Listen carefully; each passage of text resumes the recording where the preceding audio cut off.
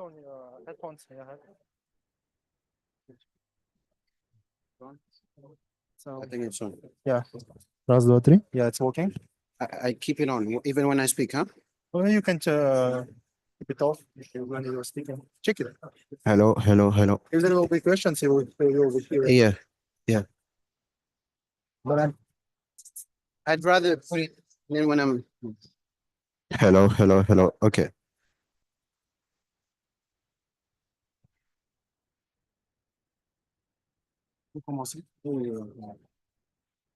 Guys, we can start. We can put your headphones on. Do you know?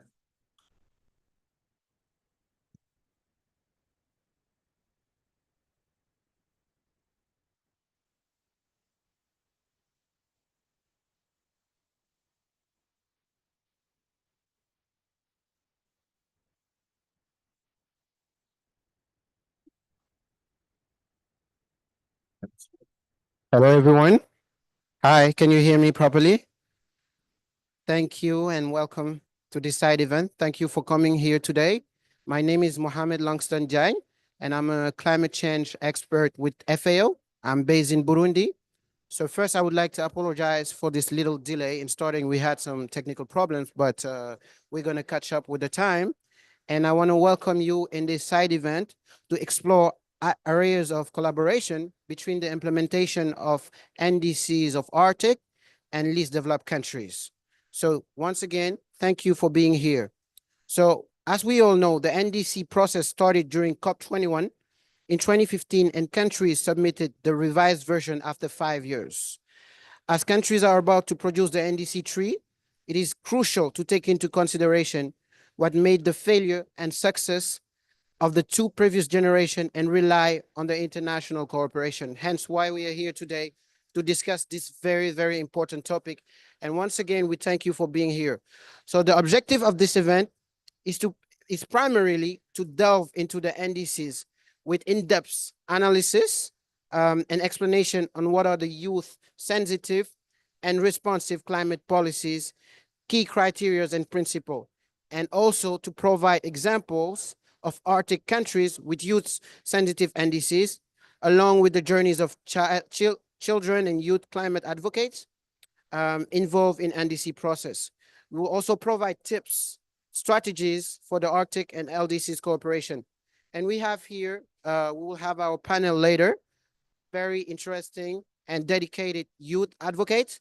But firstly, we're going to have a presentation on NDCs. And after that presentation, we'll take question and answers before the panel. So this side event was organized by Ishaka 2050 by my colleague here, Mr. Audrey Rusangwa, who's the executive director of Ishaka 2250, which is a nonprofit youth organization based in Burundi, which is dedicated to promoting SDGs in education and measure to empower youth in SDG achievement. So to start off, I want to call Mr. Audrey Rusangwa here to give us words of welcome so that we can launch this side event. Mr. Audrey.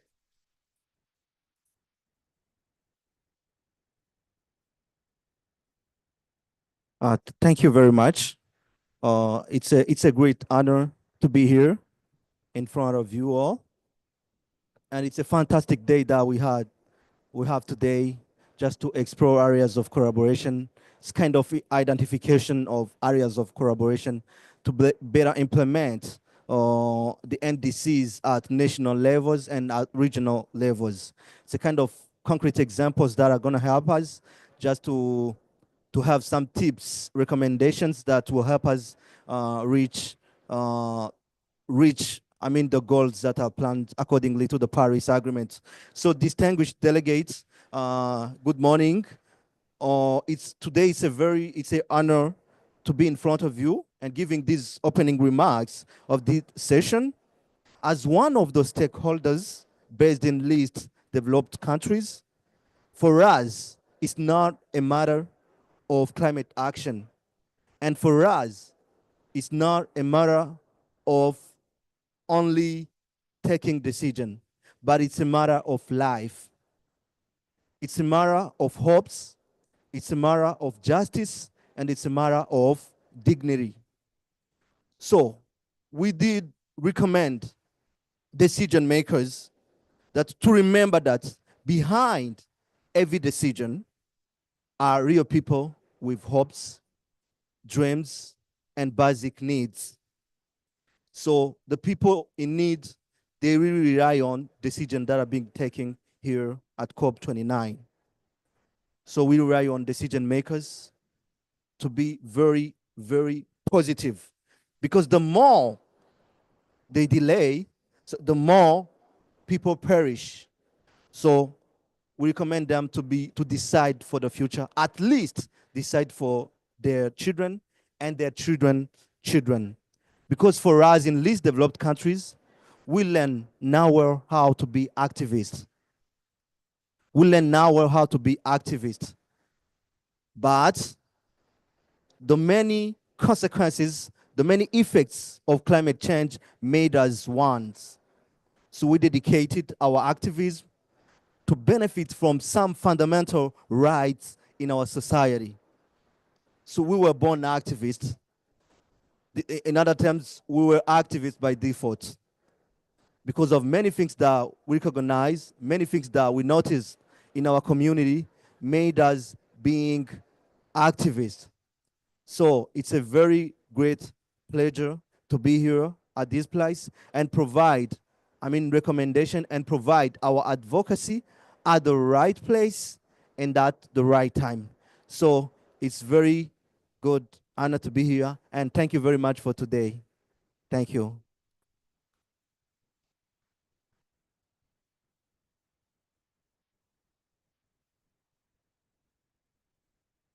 Thank you deeply. Thank you deeply, Audrey, for these very important words, very meaningful. For these very meaningful words. Dear participant, once again, thank you. We are running out of time, but thankfully our panelist here, Elizabeth, Mrs. Gulu Gulu, is here, and I invite you to come on the floor. So, dear participants, we're going to now move to the second session here and have Mrs. Elizabeth Gulu Gulu, who is a younger global focal point in 2022 and biodiversity and climate change specialist, to give us a presentation about NDCs and tell us and set the stage, highlighting the most important points. Mrs. Gulu Gulu. Hello, how are you today? It's great to discuss to you about what the nationally determined contributions are, and also to understand what could be the priorities for the least developing countries. I think first and foremost, we need to understand that the nationally determined contributions are unique per country, right? So if Malawi could probably be focusing on the importance or need to do with forest conservation, it might not be the same for Zambia, because the challenges that they are facing are quite different, but you get to see that there are some similarities between when we look at NDCs. For example, in most African countries or some of the least developing countries, you see that they are mainly concerned about issues to do with renewable energy, because as far as it stands at the moment, the source of their energy is not that clean. They rely on coal. So you see that in their nationally determined contributions, renewable energy is the top priority. And you see that especially from countries that are in the Middle East, MENA region, and some parts of Africa, they really want to invest more into solar energy because they want to take advantage of the situation that they have. They have high temperatures, and it will only make sense if they want to, focus more on solar energy. But it's not only solar energy. I mean, renewable energy is quite broad. We look at wind energy. Right now, Kenya is almost 98% on renewable energy because they have wind energy. They also make use of solar energy. So this is what you actually get to pick, especially on most countries with the amongst the least developing countries. Then another issue that is quite important that maybe people might not be really interested to discuss about is, the industrial processes and product use in terms of how we are manufacturing our cement, how we are using cement, how we are manufacturing fertilizers, how we are using fertilizers. That whole process on its own, it emits a lot of emissions. And we need to figure out ways we can reduce those emissions in the IPPU sector. So what are we going to do? Are we going to look at investing into sustainable machines that ensures that when the manufacturing process is happening, not a lot of emissions, go into the atmosphere. So this is also one of the components that maybe most of the least developing countries would also want to look at substitutions. How are they going to substitute from the fertilizers that they are used to sustainable fertilizers? How are they going to substitute cement to, any other product that is way more sustainable? So we have touched upon issues to do with renewable energy. We've touched upon issues to do with industrial processes and product use. Also issues to do with the afolu, agriculture, forest, and other land uses, right? When we're talking about agriculture, how are we practicing our agriculture in our respective countries? Are we investing more into agroecological practices? Are we investing more into climate smart agricultural practices? Or we are just farming and we are not cautious about our environment? All we worry about is the end product, which is the food, right? So you'll see that most countries now, I know quite a number of countries that have now started incorporating climate smart agricultural practices. Sometimes it's not because they want to, but the situation is forcing them to. Because if they do not climate proof their agriculture, there are issues to do with droughts that is going to affect them. There are issues to do with pests and diseases that will affect them. So now the situation is now forcing them to adapt. So some will try to incorporate the 12 pillars of agroecological practices within their communities. And also forests. I know most people will say when you practice farming, when you practice agriculture, it's difficult to conserve forest.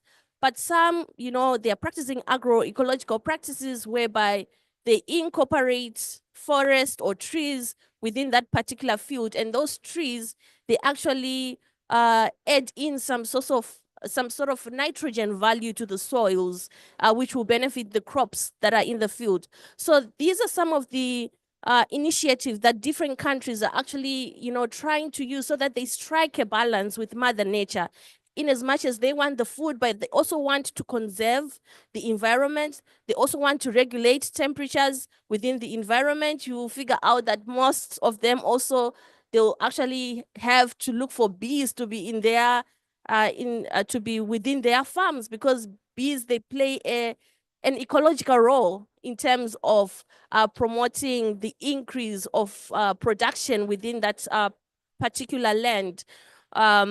Bees, they act as pollinators, and for bees to survive, they need trees. So if you just put bees in a field with no trees, with no water, definitely they'll not survive, but you definitely need the pollinator.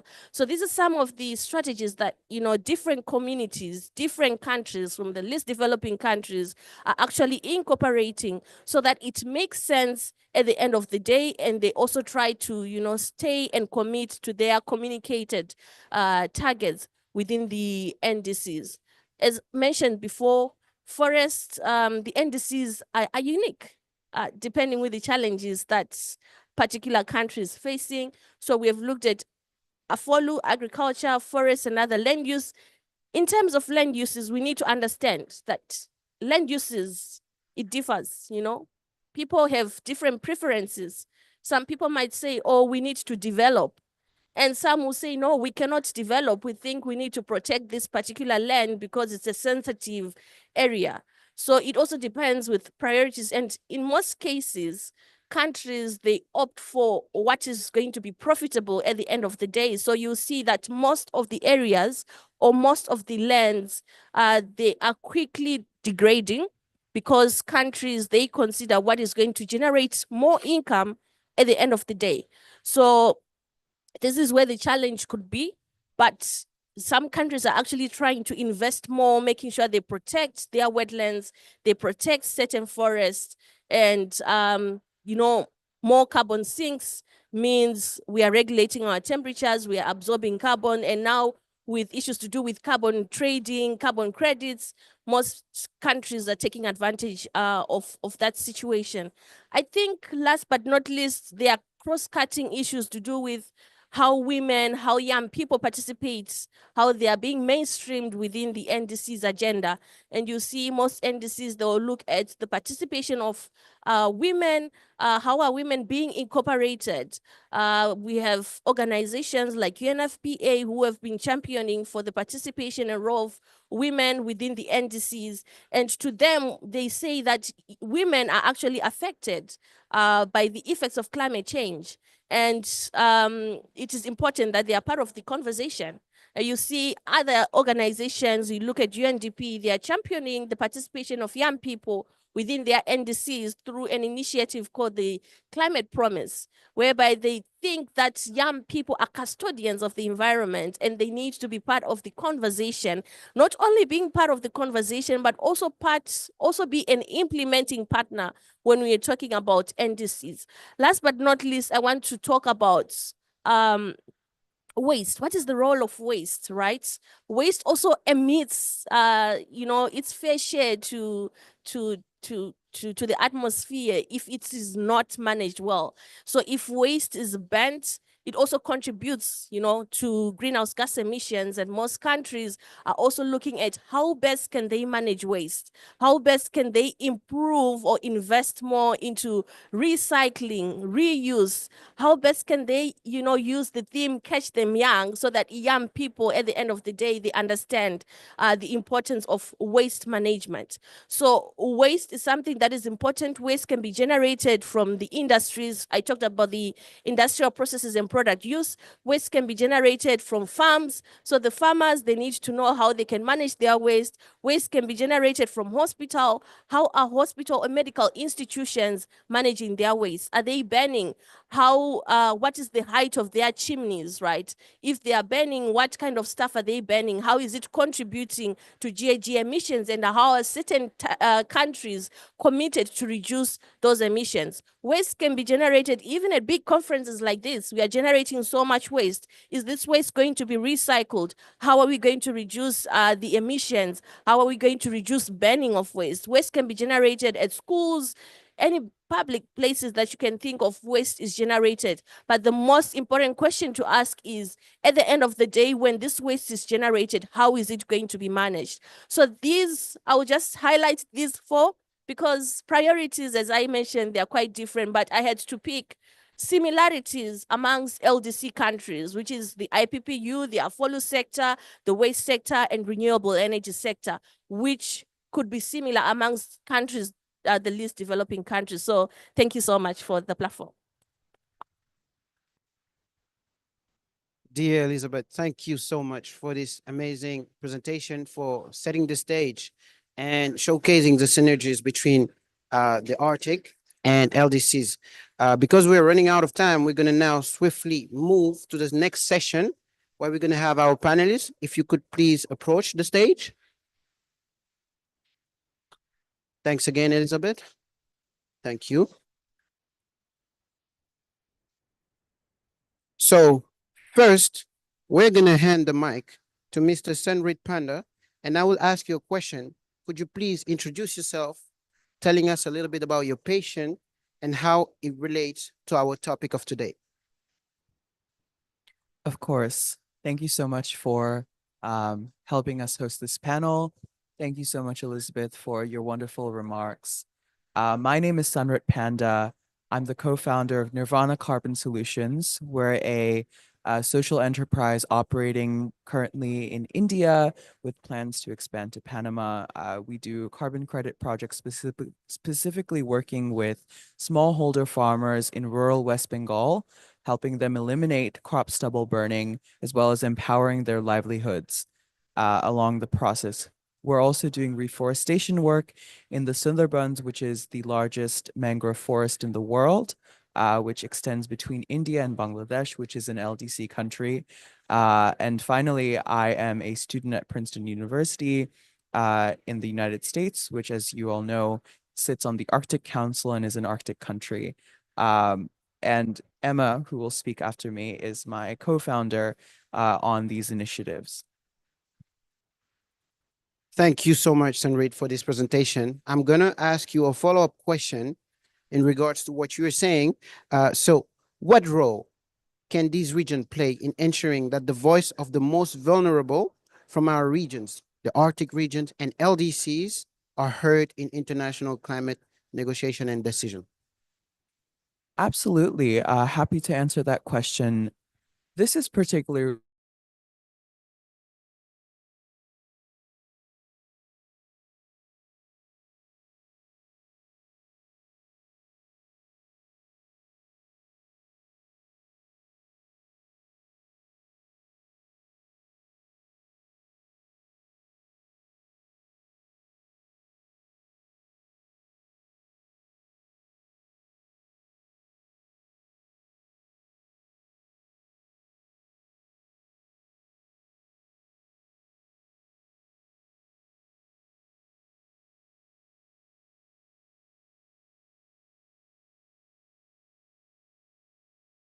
And I think that in particular, the youth and young people are relevant to this conversation because, we're the ones going out places. We have access to, the internet where you can cold email someone and just have a conversation with them. And that knowledge sharing allows in LDCs to have access to these resources. I think I'll cite some examples in particular. I think that I'll talk about Nepal and Bangladesh, which are two LDC countries in South Asia that do a lot of trade internationally. Bangladesh forms the majority of LDC countries' exports in terms of merchandise. And Nepal and Bangladesh both have lots of trade with India, which is a developing nation but doesn't fall into the LDC list.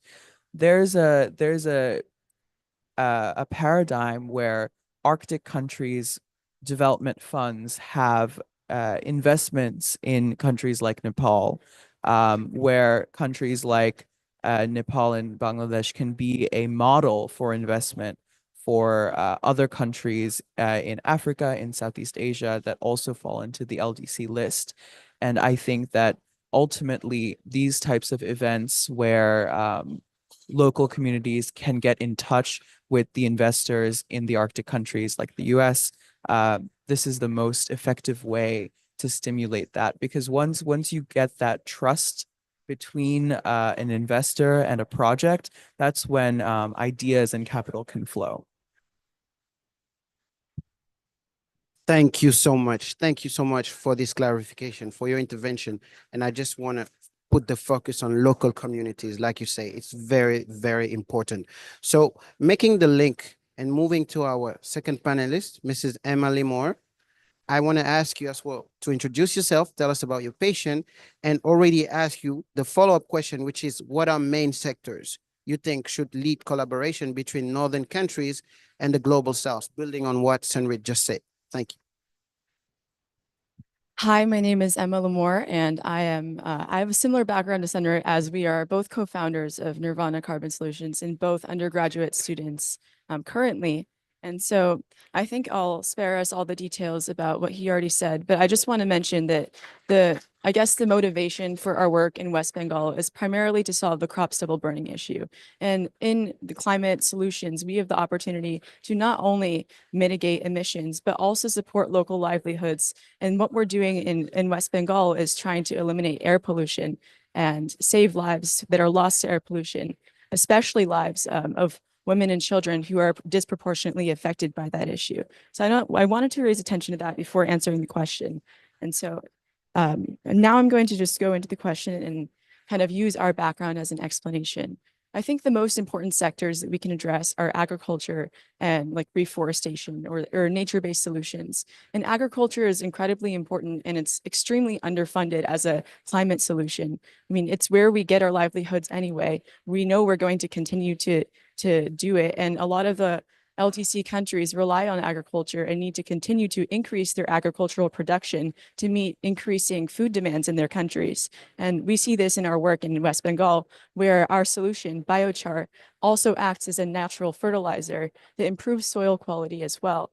And the reforestation projects we're doing also enhance the nitrogen in the soil.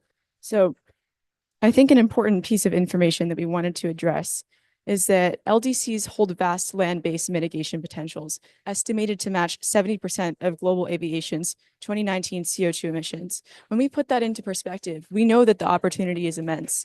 And we, as NGO leaders ourselves, receiving funding from Arctic countries, primarily the US, but we hope to expand, see this as an opportunity for private capital to provide a solution for people to start from on the ground, local communities, and build up through entrepreneurship.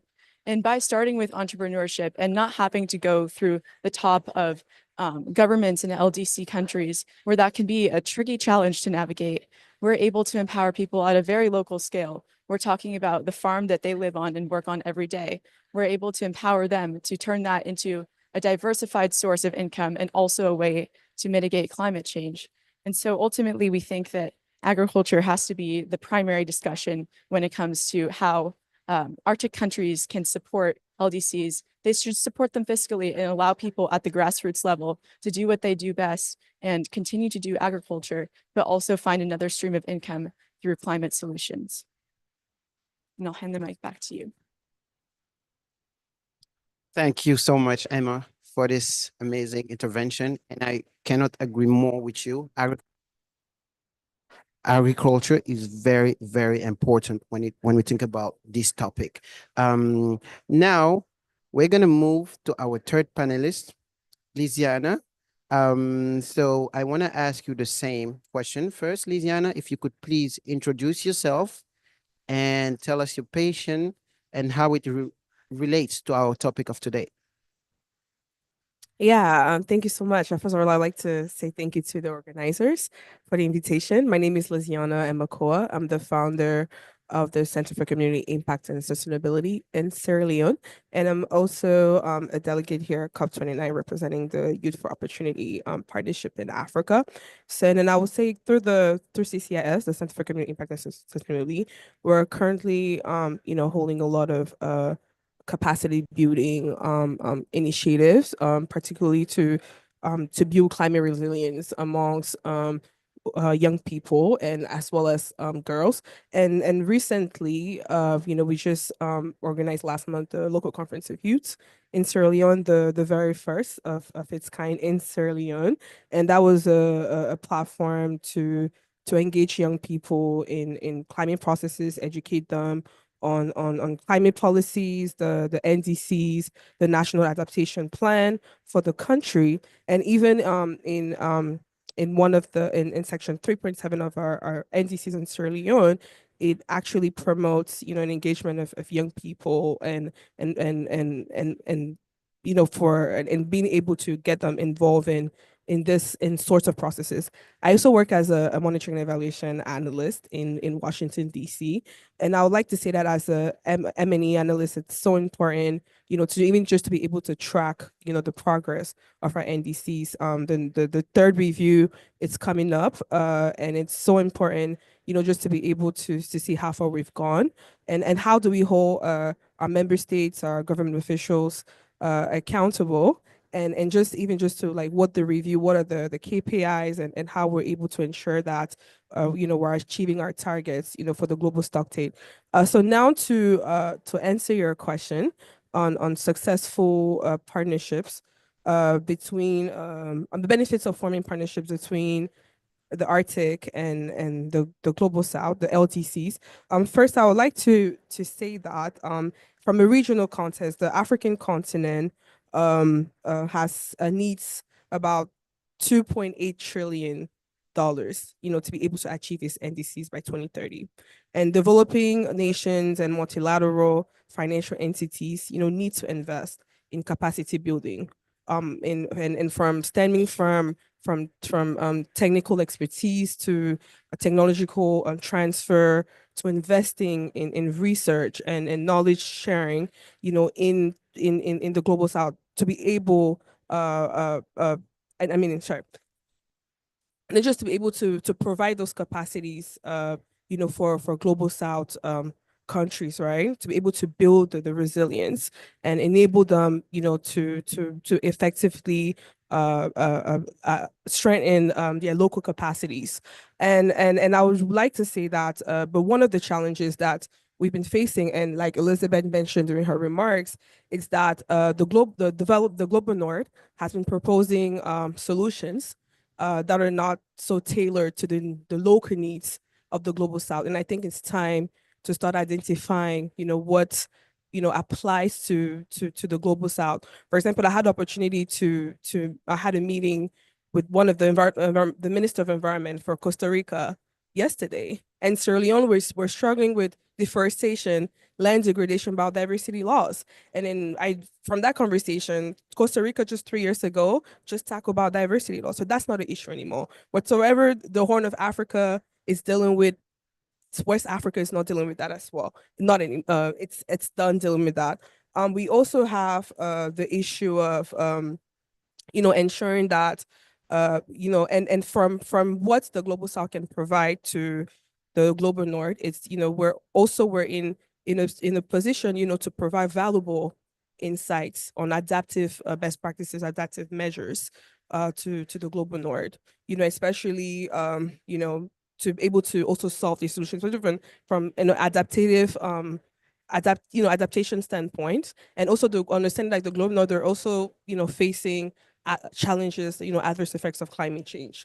And finally, I would like to just talk about effective partnerships to, supporting youth-led initiatives, climate smart youth-led initiatives, even through YOTA that I'm representing. We've been able through the Ford Foundation, we've been able to successfully, support youth projects on the ground in the global south, from training climate negotiators to be able to attend COP29, to supporting providing robust workshops, where young people are able to negotiate at COP, to learn about the climate language, learn about climate policies. So thank you.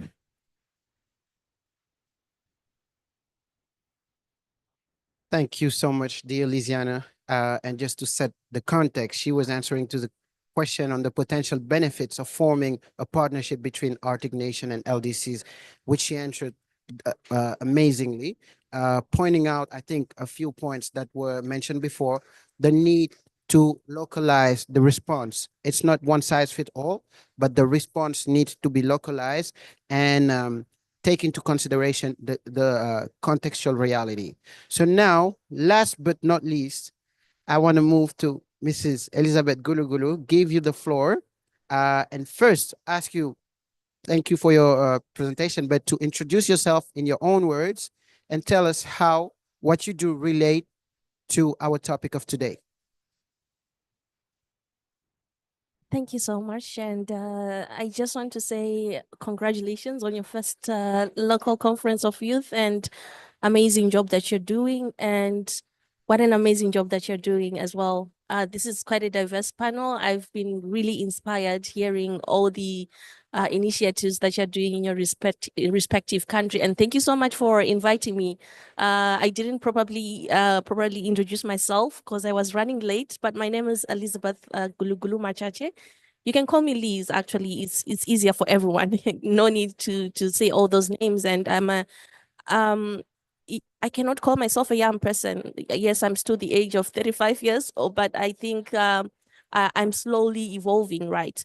And I'm a consultant. I also have a company called Sustain Sphere Advisory, which offers solutions to different organizations that would love to understand more about the youth participation in different UN processes, and offer advisory services. So in terms of, the nationally determined contributions, I think I've said enough in my remarks, but I think I'll just give a call to action. We have had 9 good years to capacitate ourselves since 2015 when we had the intended nationally determined contributions, and then the second phase of the NDCs, which was in 2020, 2021, 9 good years, because next year will be 10 years. We had 9 good years for CSOs, NGOs, the governments to build the capacity of different communities. I'm talking about young people, I'm talking about vulnerable people, people with disabilities, I'm talking about women, I'm talking about men.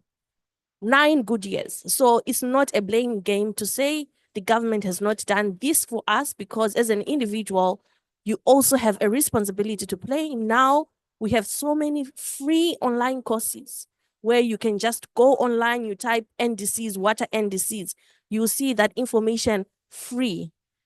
So I think as a call to action, we all have a role to play. The NDCs do not belong to the governments. I think we need to be clear about that. We need to own the NDCs as our own initiatives as individuals.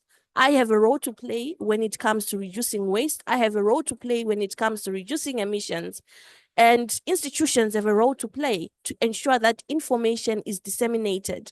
Institutions have a role to play to make sure that information is accessible, particularly to the vulnerable communities in the rural areas where, you know, they just hear about climate change or they experience about climate change.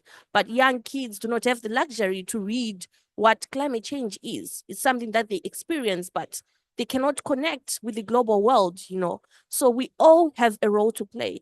And I like what you said about, you know, monitoring and evaluation. We need to understand where are we coming from and where are we going. It's not a matter of just submitting the third cycle of the NDCs, but it's a matter of tracking our progress. Is there an improvement since 2015? If there is not any improvement, let's do a self-evaluation.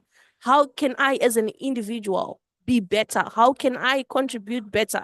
How can governments contribute better? How can we upscale our ambitions? It's not only about ambitions, but also upscale our actions so that we can reduce greenhouse gas emissions. And you have been talking about, you know, carbon credits. It's something that is quite complicated for young people to understand, but seeing young people leading such initiatives, it is quite inspiring because we can actually make use of that peer-to-peer education. Young people will listen if they are speaking, in as much as it's complex, you know, but because they've started an initiative, they have so many case studies, they have so many examples, they can tell you the statistics and figures, the gaps that are there. Young people are inspired by that kind of initiative. So when we're looking at NDCs, we need to connect the dots. Who is doing what, where, how can we connect so that at the end of the day, we can amplify the voices, we can amplify the actions to reduce greenhouse gas emissions in particular sectors, some of the sectors that I've mentioned. Thank you so much. Thank you so much, Elizabeth. And just to quote a very famous US president, to come back to what you're saying, do not ask what your government can do, ask what you can do for your government. And in this context, we would say to everyone, this call of action, what can you do to help? Don't wait, act. I want to ask a very, very quick follow-up question. Could you tell us what are the similarities of climate challenges between LDCs and Arctics, in your opinion, and how a collaboration could bring advancement? Very, very quickly before we move to question and answers. Thank you so much. I think I'll just emphasize on what she said. She talked about livelihoods. It's a battle. We need to secure our livelihoods. And we cannot secure our livelihoods if we have constant effects of climate change affecting us. It could be fluctuations of temperatures. If there are fluctuations of temperatures, our crops, they cannot survive. So it's a battle. At the end of the day, for me to speak here, to talk to you, I require some energy. I require good food, right? So it's a battle of livelihood. And if it's a battle of livelihood, a battle of the stomach and a battle of money, then there are similarities, and which actually is a good call for action, because if we are not going to act, it means sooner or later we are going to be starving with hunger. And it means we cannot achieve even the SDGs themselves. So I will not say much, but it's a battle for our livelihoods, and we need to try by all means to secure and protect our livelihoods. It could be by climate proofing our agriculture, by empowering our local communities, by ensuring we have sustainable policies that backs whatever we intend to do on the ground. Thank you. Thank you so much. Thank you so much to all our panelists here. And now I want to give the floor to you for any hot take, reaction, question, and they will be very happy to answer it. Anyone? Any question? All right. The floor is yours. Could you introduce yourself? Hi. So my name is Kelvin, and I just joined here, but I'm just throwing more light on what I heard Elizabeth talking about. In fact, I was happy to hear her throwing more light on let's own the thing, the NDCs by ourselves. The future is ours. Whatever we're doing, we shouldn't see it as like something that belongs to the leaders. In fact, when you are with your dad, that's the simple example I always give. When you are with your dad in a home, and you go to your dad, I need this, I need that. In fact, they need to see your importance in the home before they give you whatever you need. So I was very happy. I just joined, but I heard what you just, their contribution. In fact, it was massive. Let's see ourselves in that position. Let's own it by ourselves and make sure that we play our role in this. I mean, this whole fight against this climate change. And trust me, our leaders will always hear us. Else, whenever we go around, oh, we need this, we need funding, we need this, and all that, and they don't see our use, how are they going to help us? Right? So please, I applaud her for her contributions and remarks, everything. Thank you. Thank you so much. Thank you so much for reinforcing her points as to action, and not waiting. I think we have another question here. Can you introduce yourself? Hello, I'm Sarah Khan from Pakistan, and it was a really enlightening session. And our panelists, all of them had very great points to discuss. I cannot hear. You can? I cannot. Okay. So basically, what I wanted to say is that there was a point that you, madam, made about industry and how emissions are to be controlled in the industry and how we should be mindful of how the energy is being used. So I would say we should build from ground up, start by auditing our industries from, we would say, conditional monitoring. We could take that as an example and do a pilot project on a few industries, divide it onto sectors, and then go on with developing our database on how the trend of energy is building over there. And then we can decide how we want to improve and implement changes in the industry. When you were talking about plantation, in Pakistan, we have a project that we have done on plantation where kids in schools plant trees, and every student takes ownership of their own planted tree. So by the time they grow up, they would have their own tree, and the sense of responsibility within the student would be so strong towards forestation, towards plantation, and how it is reducing carbon emissions within the region, within their own homeland, and they're seeing greenery. So this is something that we are doing is to reinforce positive changes and positive development. And when it comes to the energy utilization in the industry, we could start by doing basic audits and conditional monitoring, and then moving up, scaling up to ASHRAE level 2, level 3 audits. And then we can, I think, prevent a lot of energy wastage in these domains. That is something that I just wanted to add. Thank you so much. Thank you so much, everyone. Thank you so much, Sarah, for this amazing intervention. And now I want to ask, are there any more questions or hot takes here?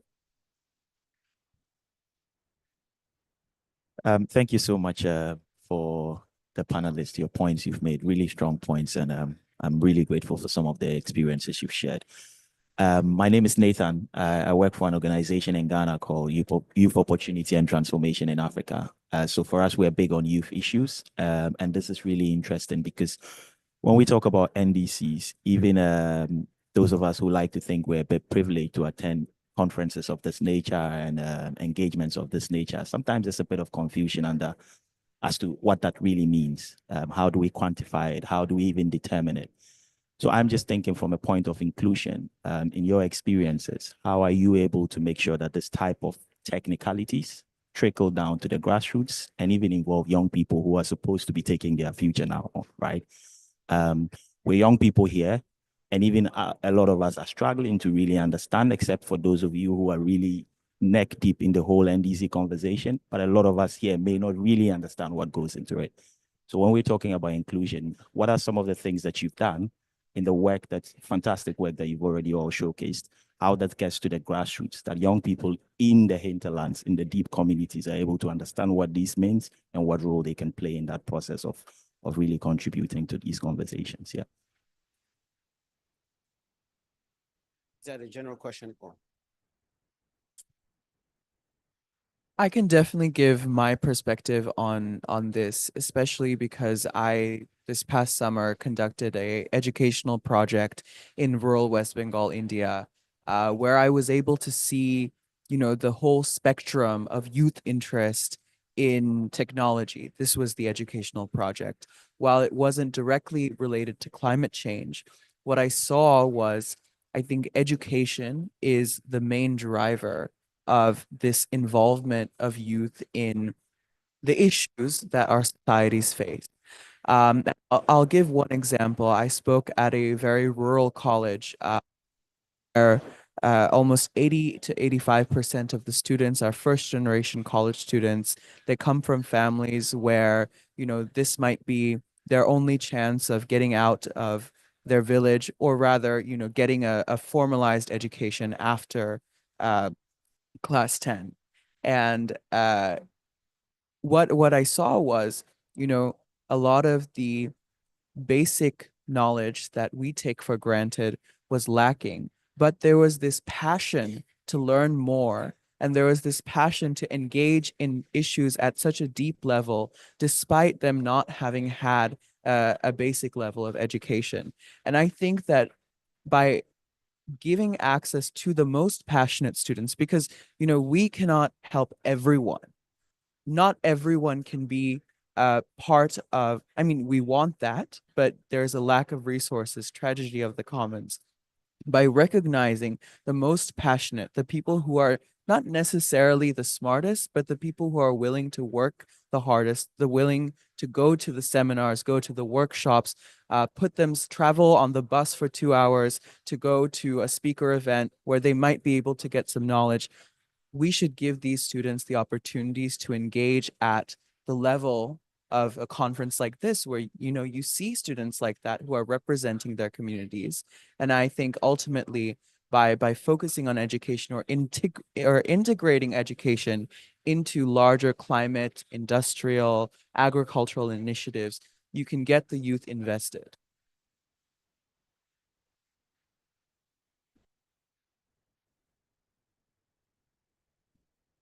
Thank you so much. So I'm from Zimbabwe, which is in the southern part of Africa. And in 2019, we started an initiative with the support of UNDP, UNCCLAN, the government of Zimbabwe, and a church-based organization called ACT Alliance. What we decided to do was to get into the rural communities and to educate young people within the rural communities about what NDCs are.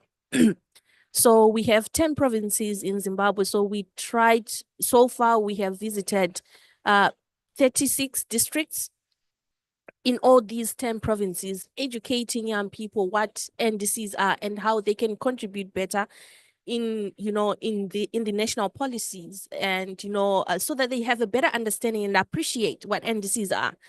And what we decided to do is, through that information, we compiled all that information and we put it into a policy brief. This policy brief, we then submitted it to the government of Zimbabwe, and we handed it over to our Minister of Environment, who was really proud of the work that we did, to the extent that he had to present this policy brief in the cabinet so that other ministers are aware of what young people are doing on the ground. So this is a very good case study, which is really passionate on my heart, because we went on the ground. We actually saw, actually, one of the things that hindered the participation of young people is amongst the young people, some, especially ladies, they have children and they could not attend to our meetings. And we would find out that our meetings, they had so many males, and we had to ask the rural councils, how come we don't have a gender balance? And they told us that the women are at home, they're taking care of the babies, and they've gone to fetch water. And then we had to ask the rural district council that, is it okay if you can extend the invitation to the women and they can bring their babies? So we had to expand our team so that they would assist in caring for the children if they become a little bit, So this, when we are talking about ensuring that the conversation, we we had to ensure that we had to go all the way in making sure that even the women that are really vulnerable, they are also part of the conversation, and they do not have anything to hinder them. So this is just a short case study that I just had to share. The policy brief, you can search it. You can type on Google policy brief by Zimbabwean Youth on NDCs, and you'll see it. It's also on UNDP website. Thank you. So for me, just in line to what Elizabeth said, I'm just going to give two successful examples. Again, going back to the local conference review that we put together. So prior to that, we held two virtual consultations where we were able to collect the input of young people, not only in the Western area in Sierra Leone, but as well as young people in the different provinces. And we, through those consultations, it was a means, to get to be able to have all the voices of young people for our national youth statement that we also launched a couple of weeks ago, and also giving them an opportunity to really learn about the 12, we identified 12 key thematic areas, but through the from, key thematic areas, from the local context of the country, and giving them an opportunity to actually, provide your inputs, identify different gaps in those areas and what they wanted to see, and also explaining to them, this is exactly, what this means, this is what the NDCs mean, this is what's in the national action plan, adaptation plan, and this is what this document is saying about young people. And then and also I'm also happy to share that our national youth statement, because our UNFCCC, we're able to also share that national youth statement with a UNFCCC focal point, where a statement was embedded in the negotiations here, COP during negotiations. And the second one is in the energy sector. Just last year, we carried out initiative in one of the districts, Mambali district, where we are actually trying to we're training or we're educating local communities, particularly young people, on the importance of engaging their local government, so municipalities, on intellectual property or patent laws, in terms of being able to protect their local innovations and local inventions, because it's so much important when the government officials are not enforcing those patent laws. It's there's so much challenges in terms of having a free flow free flow of intellectual sorry, so free flow of so sorry guys. So we're of technology transfer amongst between different countries, and then even in the states of from the context of the global north, that's why we're having issues with renewable energy, because that's and because that exactly because that was designed, that on its own, it's designed to match the context of the global north. So the global south, we're still struggling with that. So those are some of the things that we're actually doing. We're educating and ensuring that those laws, those patent laws are in place, so our innovations are actually being conserved. So I'm so sorry, like guys, just that.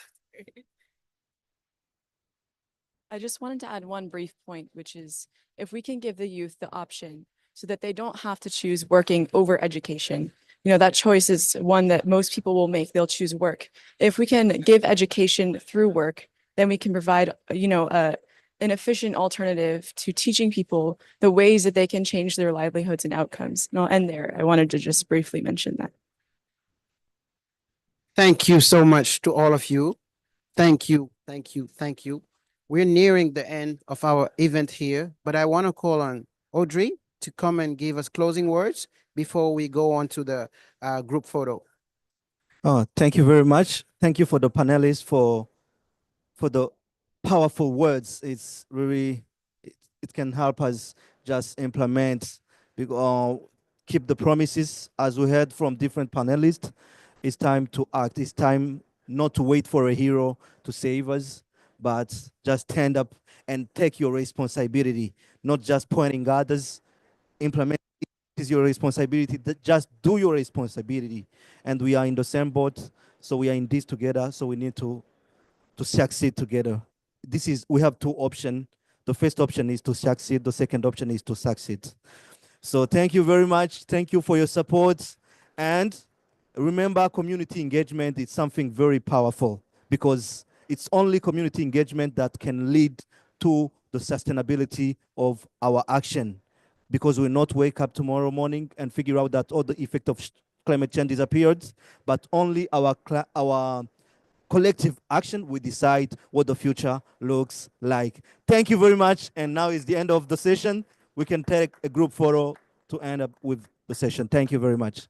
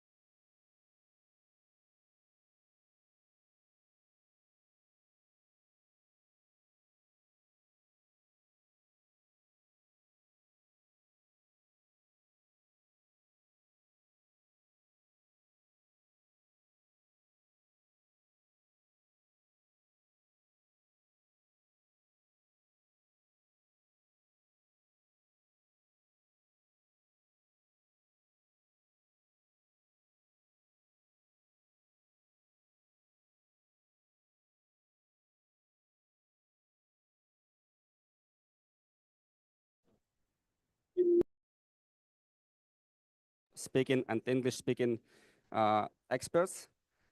And yes, basically, I propose that we, because we have a number of speakers, I propose that we arrange it in a way that the three first speakers will start and then we change and then change again because we have quite a few speakers here. So I would like to invite first three speakers. Morse Flores, please take your seat here. And then Sergei Timoshkov is already here. And I would like to invite Nechi Sarateto, please join the panel.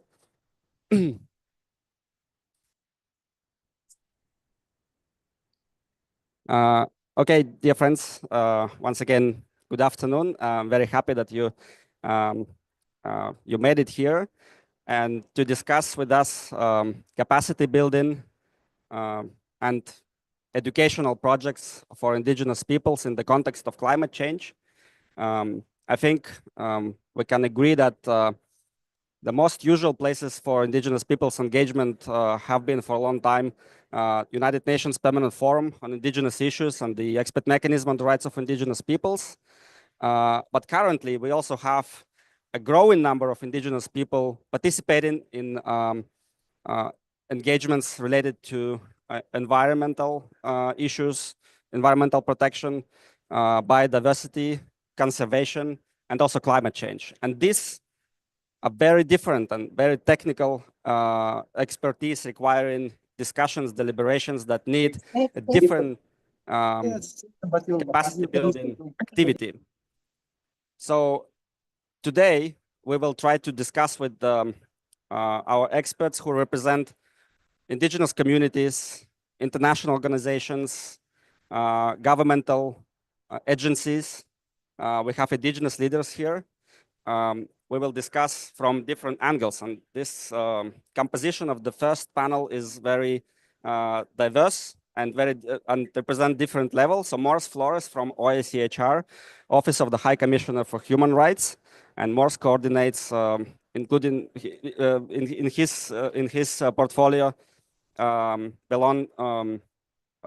coordination of capacity building activities. Then we have Sergei Timoshkov, advisor to the head of the Federal Agency of Ethnic Affairs. And we have Nechi Sorotetto, who is an indigenous young activist from Yamal in the Russian North, in the Russian Arctic. And she represents the organization Yamal to Descendants, which is the regional association of indigenous small number of peoples of the north of this territory. Please, I ask our colleagues to be very precise and not long speeches, because we have, as I said, a few other presenters. So I would like to start with Morse, because this is a global level, United Nations. So from the United Nations perspective, and from your experience of many years working with indigenous people, engaging in these activities at COPs and so on. So please tell us what kind of capacity building is needed on the global level? What kind of expertise is needed in order to be effective in these platforms? Thank you, Alexei. Spasibo Balchoi. I think I have 3 points to highlight when it comes to capacity building for indigenous peoples at the global level. I think first, it's important that indigenous peoples understand to have a big overview of how all these mechanisms are linked together, linked to their rights, because that's very crucial, but also how these mechanisms are linked to the issues that they face in their communities. That's first. Second, that we cannot talk about the importance of the global processes without linking to the national processes or even at the community and also at the regional processes. Because by the end of the day, in many cases, many of these processes that we have at the global level, we need to ensure that we exhaust domestic remedies first before we go to the global level. Yeah. Not all of them, but many of them, okay? The second point that I would like to raise is to ensure that we also try to, it's not to differentiate, but to target indigenous peoples based on their needs. We know that the situation of indigenous women, they have a very specific needs. We know the indigenous youth has a specific needs, but we also look at the plethora of the thematic issues that indigenous peoples are dealing with, whether this is on CBD, on biodiversity, on climate change, on the whole spectrum of human rights, or even at the right to education, as simple as that. The third point that I would like to raise is to ensure that we also provide skills to indigenous people. It is not enough that we provide them information, but we also have to ensure that they are able to use this information, yeah? And when we do that, it would also means additional resources. And participation is a second part of that capacity building. I mean, they come together, yeah. And that is why in the work that we do in the UN Voluntary Fund for Indigenous People, we have to ensure that we build capacity for people to participate in UN meetings and processes, because otherwise they're going to be very frustrated and it's a waste of resources. I'll stop there. Thank you. Thank you, Morris, and we might come back to you later, but now I would like to ask Sergey you are an indigenous person working for the government, federal government, in an agency that is in charge of indigenous affairs in Russia. You probably understand that while offering indigenous people's capacity building programs, so there might be some leaders who will, people who graduate from those programs, so they will criticize the government sometimes. They will might be difficult for the government. So why still the government has to engage in capacity building and help assist capacity building activities? Is it beneficial for the government in a way? And what is the Russian government's or Federal Agency of Ethnic Affairs perspectives on capacity building, how it should look like? Спасибо, Алексей, за непростой, но очень важный вопрос. Мы исходим из того, что мы знаем, да, что в Российской Федерации очень большое количество коренных народов, и они значительно отличаются друг с другом своими системами расселения, жизнеобеспечения. достигнутой степени самоорганизации. И в этой ситуации любые решения, которые государство может принимать для обеспечения их эффективного развития, защиты их прав. У нас законодательство отрасли отдельное федерального законодательства есть об обеспечении гарантий прав коренных народов. Мы должны быть до необходимой степени информированы относительно, чтобы иметь возможность учесть специфику различных территорий, да, связанные с этим спецификой, приоритеты коренных народов, и принимать такие решения, которые могли бы обеспечивать действенные меры, ну вот, исходя из потребностей каждого региона. В масштабах такой страны, как у нас, это достаточно сложно. И в этом смысле главные ориентиры, которые нам могут, которые мы можем получить, это те приоритеты, которые коренные народы должны сформировать, сформулировать и донести до правительственных структур, чтобы дать им нужные ориентиры, нужное понимание.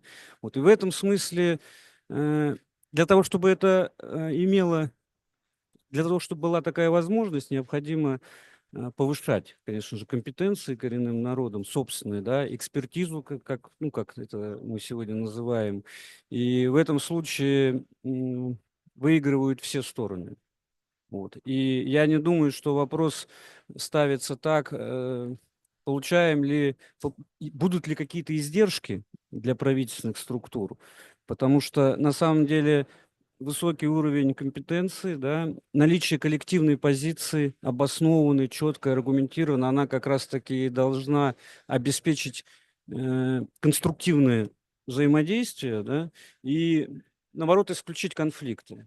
Поэтому, если мы говорим о долгосрочных взаимоотношениях, устойчивых, вот, то, конечно, государство заинтересовано в том, чтобы коренные народы повышали свои повышали свою осведомленность, повышали степень своей самоорганизации и давали четкую коллективную позицию относительно приоритета своего развития. Только такая позиция может лежать в основе принимаемых решений эффективных. Мы видим, у нас 34 региона, которые официально федеральным правительством и законодательством отнесены к территориям традиционного расселения коренных народов.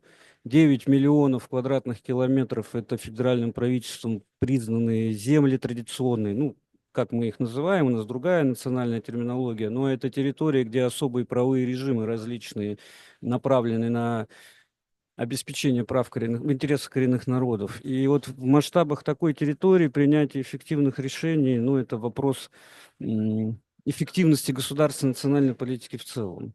Поэтому здесь ответ однозначный. Мы нуждаемся в сильных институтах коренных народов, которые способны вырабатывать свою позицию и, самое главное, согласовывать эту позицию внутри своих сообществ. То есть еще и быть достаточно эффективными, чтобы делать осведомленными, да, свои сообщества об этих приоритетах, разъяснять, и тогда мы можем спокойно брать их за основу любых управленческих решений. Поэтому ответ мой однозначный. Государство должно содействовать этому. Мы этим занимаемся, но при этом понимаем, что ценность таких программ может заключаться, любых образовательных программ, направленных на содействие наращиванию потенциала, только если эти программы если эти программы реализуются самими сообществами коренных народов, их институтами, по своим процедурам, на свое усмотрение, и тогда мы видим эффект, да, видим доверие со стороны сообществ, видим, как они консолидируются, и получаем, в том числе вот за последний год, да, мы получили 3 коллективных документа, которые анализировали состояние дел в различных областях жизнедеятельности коренных народов и содержали конкретные рекомендации.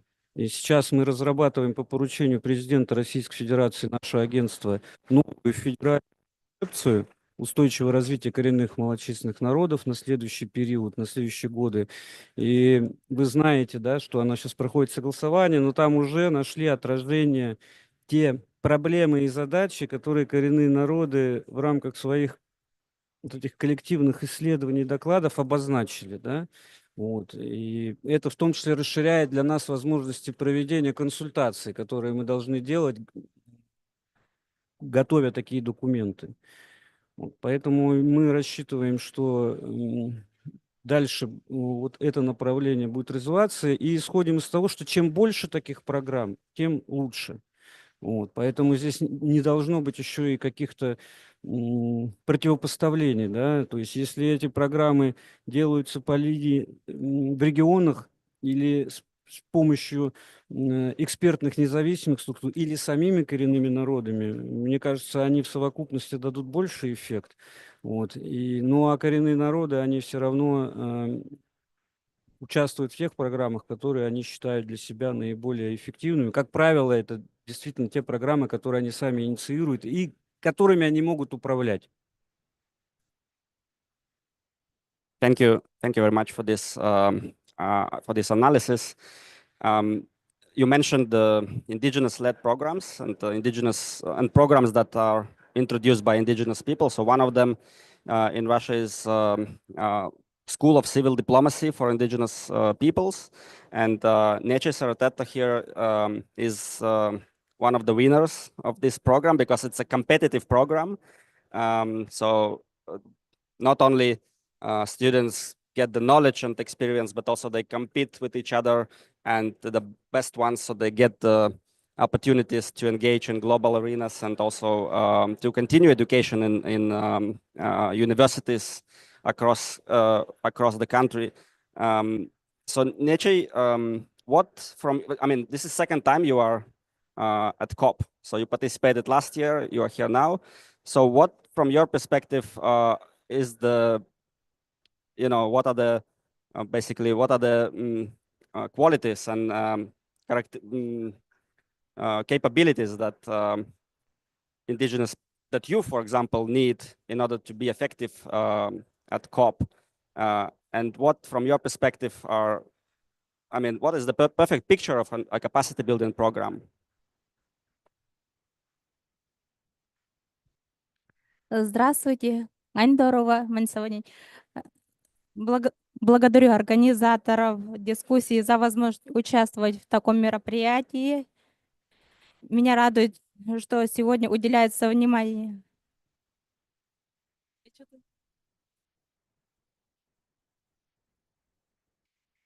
Меня радует, что сегодня уделяется внимание развитию экспертного потенциала молодежи и коренных народов в климатической повестке. Мои родители занимаются оленеводством, кочуют по тундре Ямала и выпасают своих оленей. Я ежегодно к ним езжу и рассказываю о мероприятиях, в которых участвую, и стараюсь узнать, что у них происходит. И они говорят, что они замечают изменения. Изменение климата – это глобальная проблема современности и затрагивает все аспекты человеческой деятельности. Традиционные сообщества, которые живут в гармонии с природой, они также уязвимы перед изменениями. И эти изменения могут привести к значительным трансформациям нашего образа жизни, культуре и экономики. Например, даже поздняя или ранняя весна, поздняя осень или ранняя весна, когда природа сбивается с ритмов, приносит немало трудностей. Даже когда бывают дожди в зимний период, потом резкое похолодание, и в результате образуется ледяная корка, и это затрудняет тоже доступ к пастбищам, к пропитанию оленей. И в результате это ставит под угрозу благополучие наших сообществ. И эти изменения не остаются незамеченными. И наши народы чутко реагируют на эти изменения, ведь от этого зависит их существование. Мы, коренные народы, обладаем уникальными знаниями о природе, ее циклах и взаимосвязях, накопленных веками. Эти знания могут стать ключом к созданию устойчивых решений для защиты окружающей среды и адаптации к изменениям климата. Например, мы оленеводу по пению птиц определяем, какая погода будет в ближайшие дни, дождь или солнечная погода. Наши предки также весной по установке гнезд птицами определяли, какое будет лето, жаркое или прохладное. Если птицы устанавливают гнезда, поворачивая к солнцу, значит, будет холодно, потому что они хотят согреть своих птенцов. А если они поворачивают к северу, свои гнезда устанавливают, то в таком случае, значит, будет жарко, и чтобы птенцы росли в таких условиях, чтобы им было не жарко, и они не пеклись под солнцем, они укрывают в этом случае. И эти знания помогают адаптироваться к условиям, которые ставит перед ними природа, что они понимают, как, в какую сторону кочевать, какие пастбища выбрать, и в дальнейшем вот природа им уже подсказывает, как быть. И поэтому важно учитывать мнение и опыт коренных народов при разработке стратегий к адаптации изменениям климата. Наши знания и навыки могут стать ценнейшим ресурсом для общества. Только вместе, объединив усилия науки, власти и местных сообществ, мы сможем обеспечить устойчивое развитие и сохранение уникального культурного наследия коренных северных народов. Сегодня перед нами стоит серьезная задача сохранить традиционный образ жизни в условиях меняющегося климата. Мы верим, что совместными усилиями мы сможем преодолеть все трудности и продолжить жить в гармонии с природой. Спасибо. Thank you. Thank you very much. And I think just to my understanding is that I mean, this indigenous peoples, have the knowledge that Neche just explained to us, the various ways how they use their knowledge to adapt to the natural events and seasons and the climate change consequences and so on. So on this, and they want basically to build their capacity, how they can transmit this knowledge and understanding to the other people who are gathering at COPs, because unlike in the permanent forum or some other venues, indigenous peoples at COP are a minority, basically, because permanent forum is all about indigenous peoples. COP is not. And indigenous peoples really need to be able to speak up and transfer all this information to those decision makers who are here.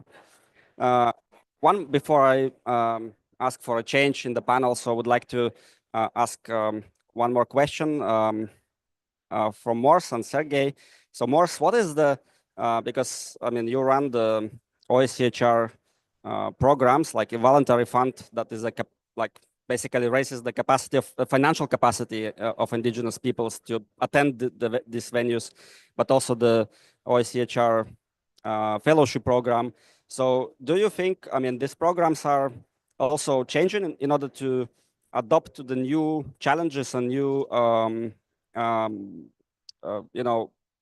growing agenda that indigenous peoples have to handle? Absolutely. I mean, climate is changing. It's already there. So the UN and the process has to change as well. And for example, the UN fellowship program, it used to be mainly in English when it was established 29 years ago. Now it's in 5 languages. So we have now Russian, we have Spanish, French, and 2 years ago, we established Portuguese. And that the inspiration of the Portuguese speaking program was here in COP. When I came here for the first time 3 years ago, all the Brazilian indigenous people were outside of the room. While in fact, inside the room, they're talking about the Amazon. So can you imagine? The topic is about the Amazon, but the people who live in the Amazon is outside of the room. And I said, this is wrong. This is unfair. So that's one. We also have to change the thematic, the content of the program. We have to adapt to the needs of those people who come to the program. We also have to ensure that the people who participate, it represents the diversity of indigenous people, including age. Before, we used to have mainly, I would say, mid-30s in the fellowship program. But now we know that technology, for example, young people, it's much more adapted to technology. So we need to be able to, to capture that opportunity. It's the same with the voluntary fund, and I would leave to my colleague Carmen, who will talk more about it because we have a very strong collaboration with Nyatero. But for the fellowship program, we are now looking at the possibility of course, carrying out follow-up to our fellows. It is not enough that we train people. We have to make sure that the people that we train, we continuously build that partnership, because we would like to see results of the work that we do. And we would like to inspire others to do the same. So we are building connection with universities. Now, for example, the Indigenous Fellowship Program, we have now a complete preparatory training for all the linguistic group that we have. And this is in collaboration with academic institution. We also have to ensure that we are also bringing in new thematic issues in the program. But for example, when I was a fellow, climate change didn't exist in the program. So we have to put in there. Last year, we have to add conservation issues because we realized that 70% of the world heritage sites are in indigenous territories, and we don't talk about that. So there are things that we need to adopt in the program. Thank you, Morris. And my question is to Sergey. Maybe it's about finance, because in order to run any program, basically you need financial resources. So from your perspective, what are possible sources for financing? Could the government be one, or should there be also private sources? And because indigenous peoples, as we know, don't have much resources, unfortunately. Я, как я уже отметил в предыдущем своем выступлении, что нам нужно много программ, и они должны быть на различных уровнях реализовываться. Поэтому, наверное, государство могло бы, наверное, финансировать эти программы. Насколько это приемлемо и для коренных народов, это большой вопрос, да? И хватит ли этих финансов, чтобы эти программы существовали на различных уровнях, для локальных сообществ с одним содержанием, да, по проблематике, которая возникает на региональном, национальном уровне. Есть повестка, которая на международном уровне. То есть эти программы должны, как я уже сказал, появляться. Чем больше их, тем лучше. А какие из них наиболее востребованы, сообщества коренных народов, сами определят. Но что может делать государство, это содействовать продвижению темы, то есть поощрять создание таких программ, их поддержку, их финансирование. Например, в той концепции федеральной новой устойчивого развития, которую мы разработали и сейчас согласовываем в правительстве Российской Федерации, мы указали, что одна из задач сегодня – это повышение компетенций и собственной экспертизы коренных народов через поощрение, поддержку различных программ. То есть таким образом мы направляем сигнал всем заинтересованным участникам, которые могут повлиять, да, на продвижение на решение этой задачи на региональном уровне, региональном правительстве и частному сектору, да, в том числе бизнес-структурам, которые могли бы наверное, должны тоже вносить свой вклад. Но здесь вопрос, какие процедуры используются в финансировании. Очень важно, чтобы за финансированием у тех структур, которые оказывают такую помощь, не было возможности влиять на содержание этих программ, на управление, потому что, как мы знаем, да, кто финансирует, тот в какой-то степени и управляет, да, то есть здесь важно выработать процедуры.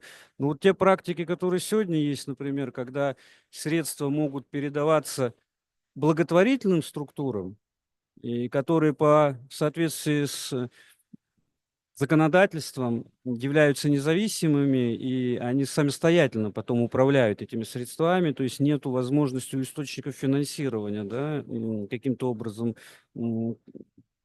влиять на то, как тратятся эти средства.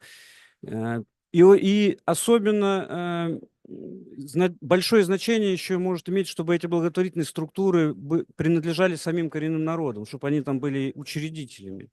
Вот это один из примеров, когда, наверное, не так уж важно, откуда финансирование, а важно, каким образом, какие процедуры применяются, чтобы эта программа могла получать свое развитие, исходя из понимания, которое есть у коренных народов, да, и по своему содержанию, и по форматам. Вот. Но, опять же, конечно, чтобы такие практики расширялись, государство должно юридически признавать важность этой задачи, отражать их в своих стратегических документах, да, что это те направления, которые требуют поддержки со стороны всех возможных, в том числе источников финансирования. Исходя из того, что институты коренных народов, в том числе используя международный опыт и подходы, которые в этом, потом сами определят, какие наиболее приемлемые для них источники получения и процедуры, с помощью которых они будут, получая эти средства, будут финансировать свои образовательные программы, исходя из своего понимания.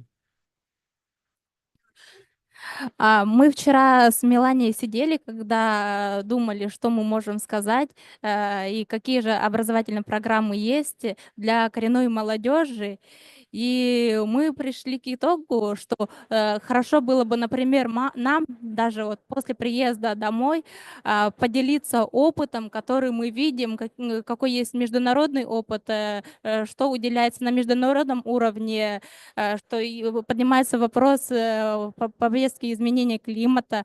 И мы решили, что нам бы тоже было бы здорово, например, организовать онлайн какой-то семинар и поделиться опытом там, и рассказать, какие есть принципы устойчивого развития, как они могут применять на своих территориях вот этот наш опыт. И сами тоже, может, даже найдут возможность как-то тоже выйти на международный уровень и тоже делиться своим опытом, знаниями. И также мы подумали, что и будет полезно это нам, потому что мы увидим видение других ребят, что они думают.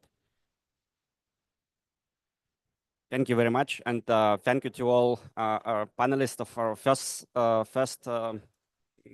composition. So please, let's change now, and I would like to invite Carmen. Please join us here, and we also have Melania Tonkaeva, please, and Antonina.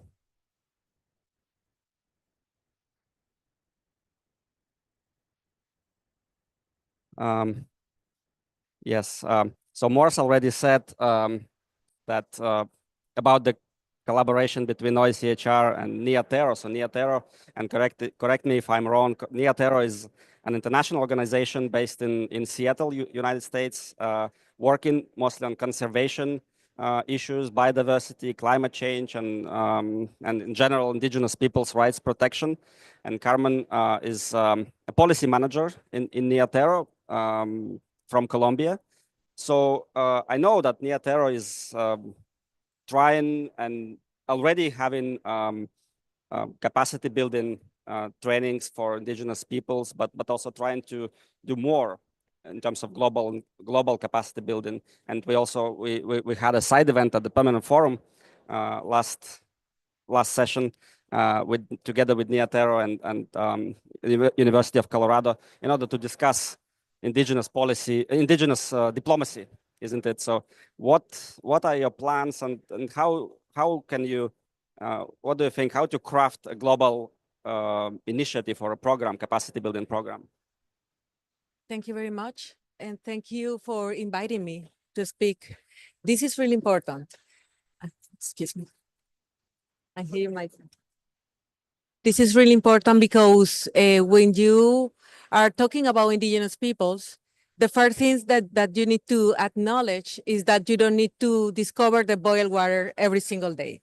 So we start basically with that quote and with that common sense. And I am saying this because indigenous people in the 7 sociocultural region are doing amazing progress in building capacity, in the basic territorial approach first, defending their own territories, and then in the global scope.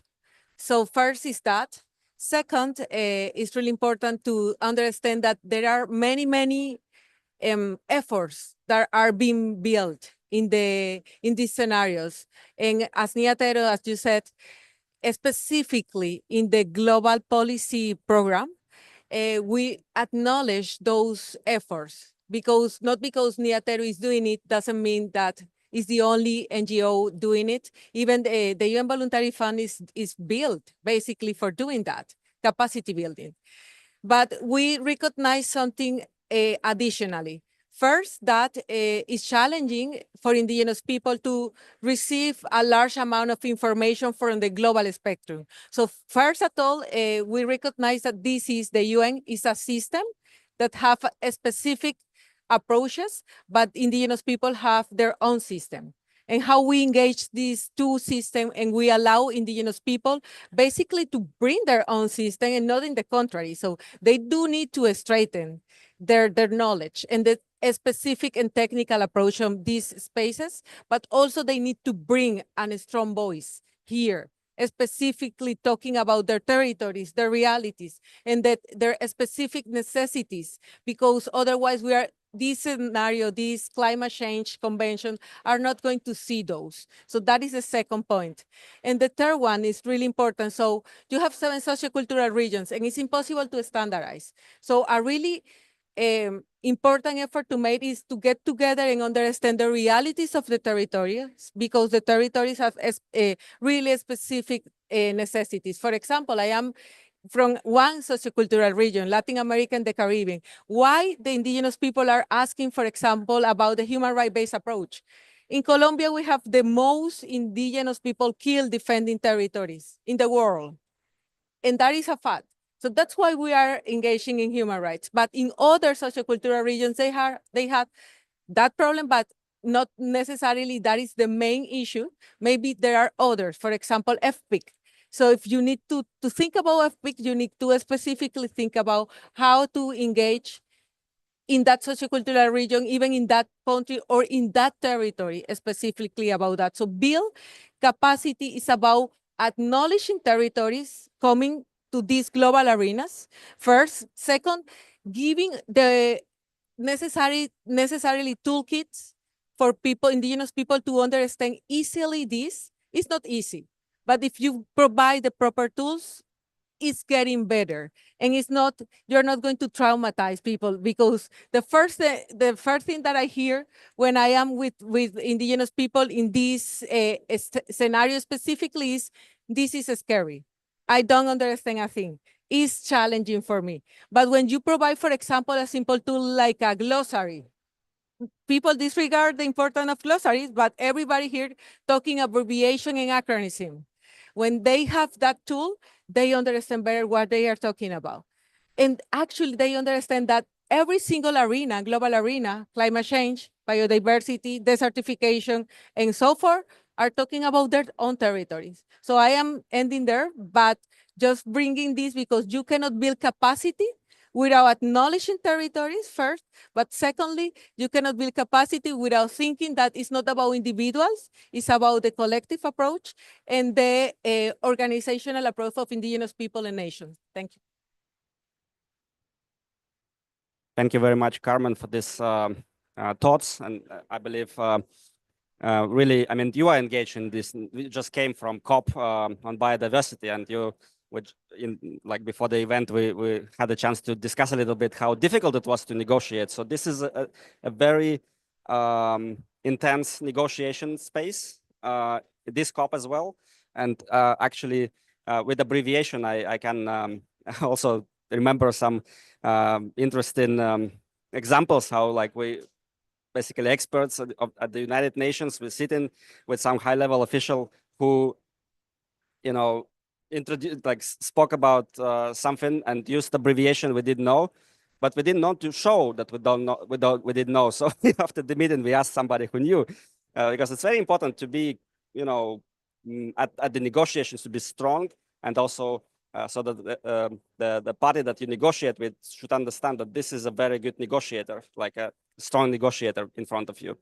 Antonina, what is you are member of the expert mechanism on the rights of indigenous peoples. So do you see any progress in terms of Russian indigenous peoples' participation in EMRIP, for example, or other international fora, in terms of their engagement, and especially the graduates from the School of Civil Diplomacy, or what is there something that is lacking?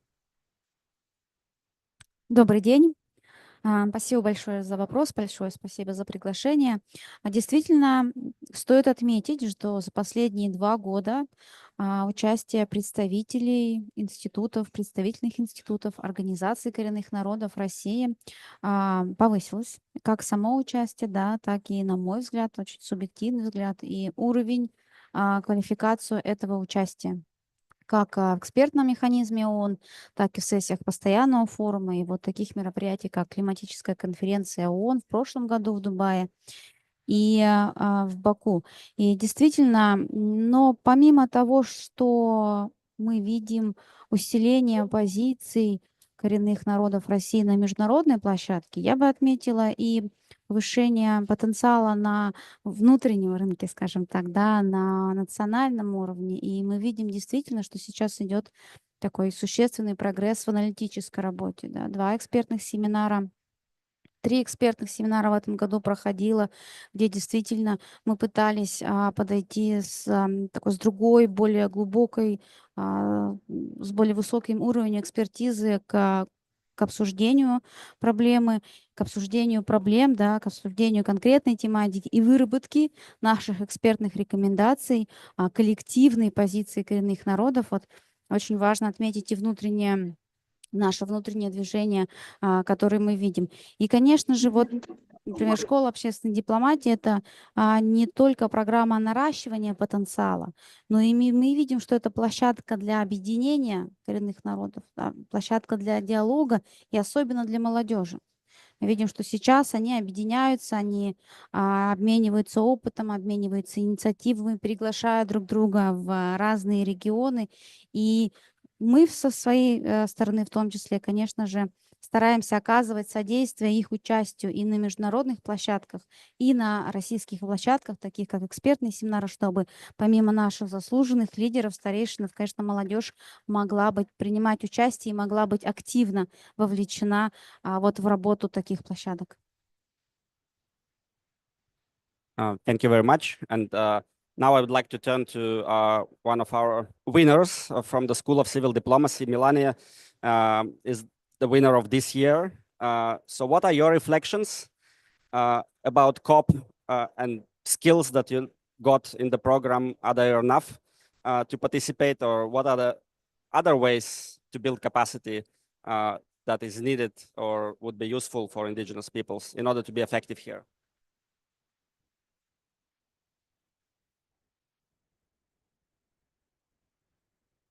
Спасибо большое, Алексей, за вопрос.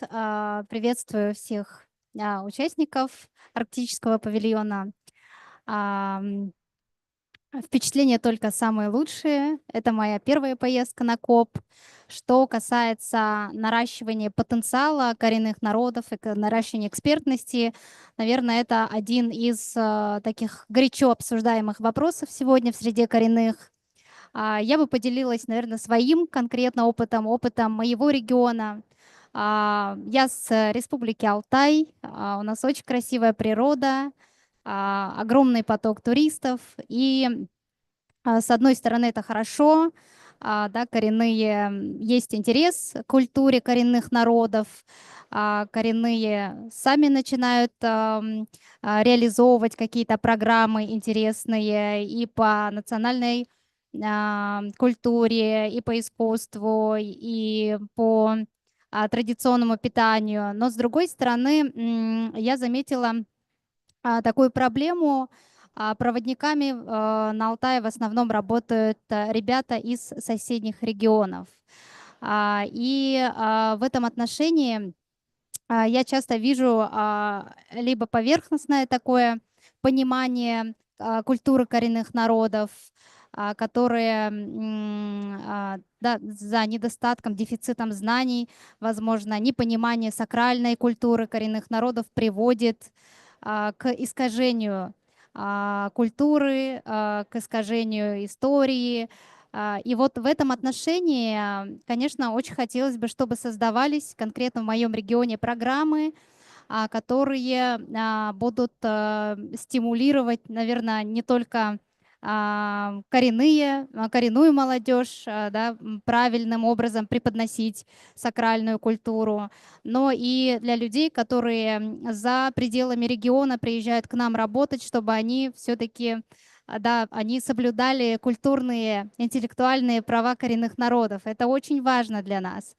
Ну, я вижу решение проблемы в том, чтобы создавать какие-то онлайн-программы на простом доступном языке, да, не теряя сакральности коренных народов, все-таки каким-то образом доносить много информации в интернете об истории, об искусстве, о культуре. Необходимо это все систематизировать, необходимо проводить очень серьезный факт-чекинг, сверку фактов, ну и, соответственно, может быть, выводить какие-то онлайн-программы. Что касается какой-то взаимосвязи, да, таких программ именно с нашей повесткой, климатической повесткой. С одной стороны, это решает локальную проблему на местах. Уважение к природе, уважение к нашим традициям. Для нас это важно. А с другой стороны, на глобальном уровне это, конечно, вопрос уже экологического просвещения. То есть люди приезжают к нам отдыхать, но при этом уезжают с определенными знаниями о том, что можно и по-другому и мыслить, и мир воспринимать, и природу воспринимать. Вот. И, конечно же, попутно, да, занимаясь просвещением, мы также, конечно, решаем много-много других проблем, их целый ком. Ну, например, просто вот один пример — это сакральные места, это загрязнение сакральных мест, просто непонимание того, как нужно вести себя в этих местах. Это что касается туризма.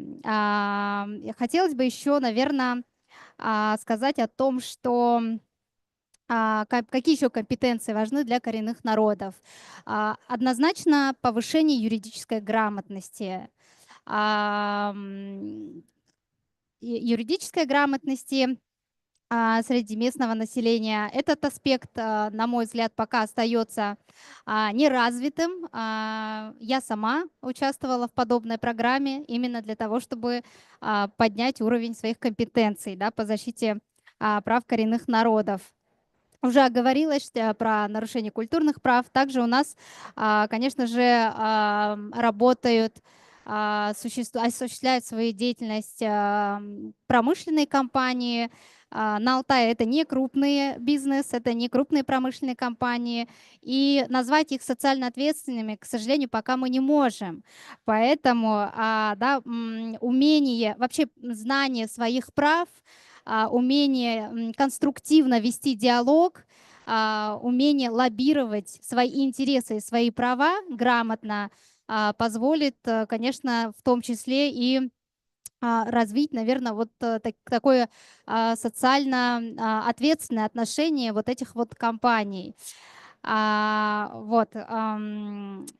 Что касается программы ШОТ, тоже прям пару слов скажу.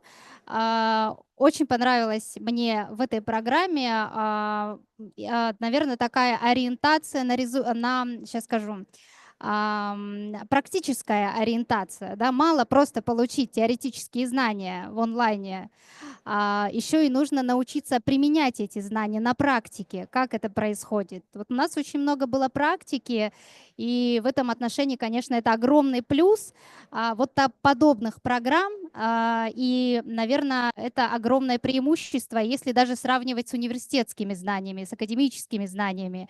Ну и плюс, конечно, в рамках таких программ да, большое внимание уделяется именно на разностороннее развитие личности, что тоже важно для развития лидерства, для развития экспертного потенциала. Ну и в целом, наверное, радует, что нас воспринимали именно как таких полноправных равноправных специалистов, лидеров, может быть, талантливых представителей своих регионов, как людей, которые могут сидеть за столом переговоров, которые могут обсуждать сложные проблемы, которые могут действительно обсудить и историческое прошлое, и подумать о том, как нам дальше развиваться. Ну и в целом, наверное, замечательно было бы, если бы такие обучающие программы, они стали доступны не только для коренной молодежи, но и для представителей бизнеса и государственных служащих. Я думаю, что это помогло бы, да, нам эффективно взаимодействовать. И последнее, о чем я хочу сказать и заканчиваю, это про диалог между коренными общинами и научным сообществом. Вот в условиях глобального потепления, да, мы говорили уже о том, что Сибирь нагревается быстрее, чем это самая быстро нагревающаяся точка планеты. И в этом отношении она может быть хорошей площадкой для того, чтобы привлекать туда инвестиции, для того, чтобы вкладываться в какие-то вот зеленые проекты, но при этом хотелось бы, чтобы и коренные тоже участвовали в этом во всем, и как эксперты участвовали, и с другой стороны, конечно же, да, те проекты, которые развиваются, хотелось бы, чтобы мы ощущали эффект от этих проектов. Вот. Ну и в целом, наверное, на этом все. Спасибо. Thank you very much for these thoughts. And since we started a little bit later than we should have been, should have started, so I think we have 5 at least more minutes or 7. I would like to thank this panel, and I would ask Carmen to stay, but we will change to other speakers. Thank you very much. And I would like to invite our two indigenous leaders from the Russian Far East, Andrei Metelitsa, please join the panel, and Victoria Darmaeva. So Andrei is from Kamchatka, and Victoria is from Transbaikal region in Eastern Siberia, let's say, Eastern Siberia. And these are indigenous leaders, elected leaders of their associations, but also they participated in the capacity building program of School of Civil Diplomacy. Basically, I would like to ask for your very short, time is up, but very short reflections on this dialogue. What are the possible ways for capacity building given your local specificities in your regions? And also, after that, question for Carmen, because this COP's slogan is solidarity for a green world. So how we can build a capacity building program that not only builds the capacity, but also builds solidarity of indigenous peoples and indigenous peoples with other groups.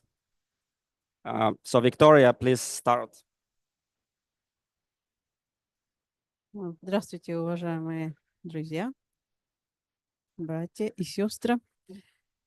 Если говорить об образовательных программах, значит, которые наращивают потенциал коренных народов, здесь, значит, от лица лидеров, уже действующих лидеров коренных малочисленных народов, значит, я хочу отметить то, что коренные народы, уже обладая такими знаниями о природе, значит, не всегда могут, даже и мы, тоже, когда уже на протяжении многих лет работающие в этом, не всегда можем представить вот, свою позицию грамотно. Ну, а вот эта программа школы общественной дипломатии как раз дает нам такую возможность, значит, и узнать больше, и поучаствовать в таких мероприятиях, ну, вот как и вот это мероприятие, и заявить об этом, ну, всему международному сообществу. Но самое главное, конечно, это то, что здесь налаживается наш равноправный диалог с органами государственной власти, потому что эти программы, в этих программах участвуют и органы государственной власти. Они, значит, мы на протяжении вот нашего обучения мы имели возможность участвовать в работе, например, правительства региона, соответствующих министерств, допустим, Министерство образования, Министерство значит, Арктики. Да, и поэтому, когда окунаешься в эту работу, вот видишь ее изнутри, это очень полезно вот для нас. Потому что мы видим уже механизмы, мы учимся этому, и мы можем применить это на практике. Да. Ну, а то, что молодежь привлекается, это очень здорово, я считаю, потому что молодежь у нас активная, их нужно только направить, я думаю, по нужному руслу. Ну и в этом, конечно, большой плюс. Спасибо. Спасибо. Здравствуйте, уважаемые слушатели, гости.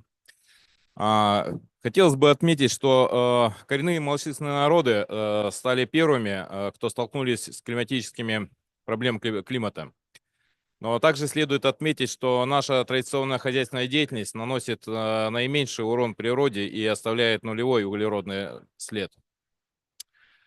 Повышение наших знаний путем разработки обучающих программ нам необходимо, но следует понимать, что мы их должны интегрировать в органы принятия решений, но наши знания специфичны и передаются из поколения в поколение, порой на генном уровне. И такой образовательный процесс, который проводит школа общественной дипломатии, очень важен. Во-первых, тем, что партнерами являются 8 региональных ассоциаций крупнейших. Мы знаем, как это на этих площадках знания донести до наших народов. Но порой нам не хватает возможности их систематизировать, эти знания. Ведь мы друг от друга находимся на десятках тысяч километрах, а нам нужно периодические диалоги, потому что уже и само государство, и бизнес-сообщество, и ООН признает, что мы обладаем уникальными знаниями, которые накоплены десятками тысячелетий. И выживает в этой природе не сильнейший, а тот, кто лучше адаптируется. Наши народы адаптировались наибольше лучше. Можете меня спросить, как и когда пойти ловить рыбу? И я вам скажу, тогда, когда у нас зацвел наш шиповник, рос хип. Но люди науки не поймут меня, люди власти не поймут. Мы разговариваем на разных языках, поэтому мы должны как можно больше диалоговых площадок, чтобы мы научились друг друга понимать. И тогда мы достигнем, думаю, наилучших результатов. Спасибо. Спасибо. Very short. Really quickly, because I know the time is over. So 3 things. First, generating solidarity and also linking with COP16 that was peace with nature. So it feels redundant because for indigenous people, we in our territories, we are doing exactly that. Generating solidarity, protecting Mother Earth. So first, recognizing that we are decision makers and we have authorities and on governments. That is the first pathway to generate capacity because we are talking with people that actually know what is happening in the territory. Second, generating awareness. You cannot use what you don't know. So awareness for indigenous people, but also awareness in this forum that the territorial approach is real. It needs to be taken in consideration. And finally, getting together, and I feel that highlighting what we are doing with the UN Voluntary Fund is crucial, because as most as possible, indigenous, not only indigenous people, but also other organizations get together in order to strengthen indigenous people voices is crucial to get in this forum and actually generating a change in a really territorial approach again. So solidarity is about that. Thank you very much, Carmen, Andre, and Victoria, for this final remarks. And also thank you to all speakers, to all audience, for this very rich discussion. I think we will continue these discussions later in other places, and also trying to build initiatives jointly and in the spirit of solidarity, as Carmen just underlined. Thank you again, and have a good afternoon and good the rest of the COP.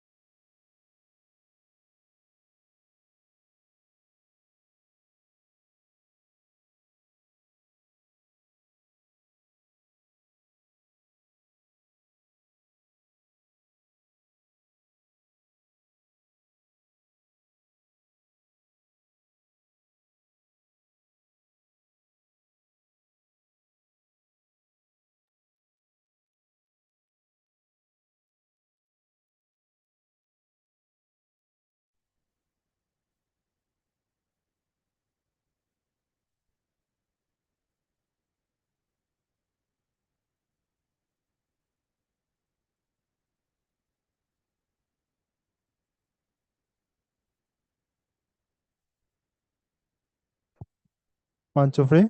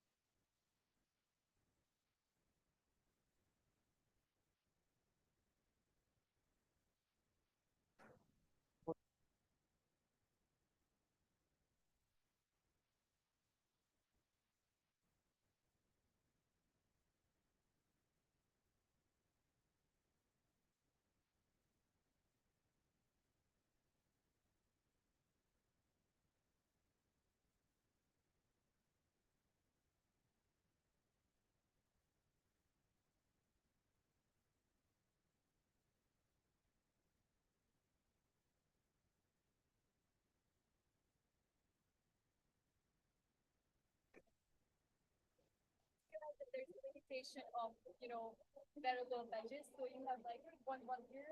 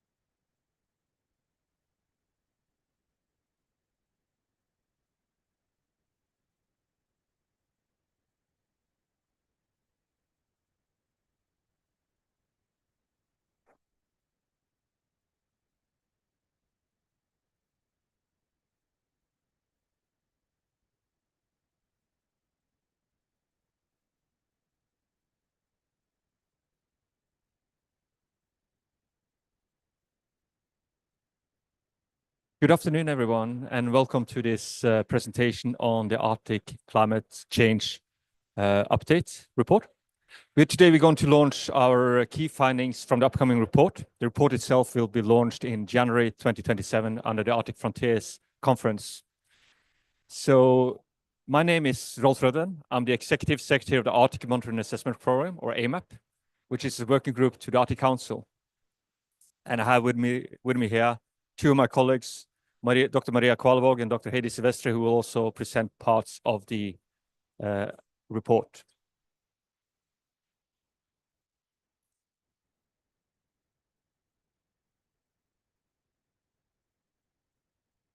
And first and foremost, I would like to thank the Northern Forum and the Arctic Pavilion for inviting us here. I mean, the Arctic is our home, so it is obvious that this is a good place to present results on the climate change status for the Arctic.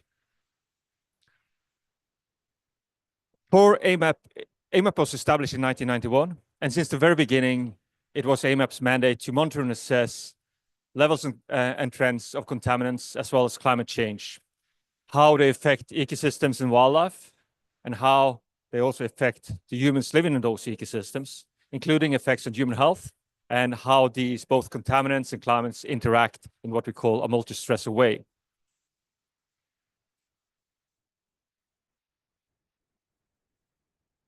For most of us here, it should be rather obvious why the Arctic is important. For me, growing up in the Arctic, it's my home and it's a very unique place. But also I would state that the Arctic is a very important place for monitoring contamination and climate change in a global scale. The Arctic is in many ways the canary bird of the globe. When it comes to contaminants, the Arctic is a very sensitive indicator. Even though the Arctic is very remotely located compared to the industrialized areas, airways and seaways bring contaminants up in the Arctic. A lot of those are taken up in wildlife. They are accumulated and they're magnified throughout the food webs. And at the very end, they end up on as subsistence food to people living in the Arctic. Therefore, we also found high levels of contaminants, like for instance mercury, to a level where it had human health issues, despite the fact that the Arctic is so far away from the sources. Also, when it comes to climate change, the Arctic is really the hotspot of the world. As you will hear later today, the Arctic warms 3 times as fast as the global average.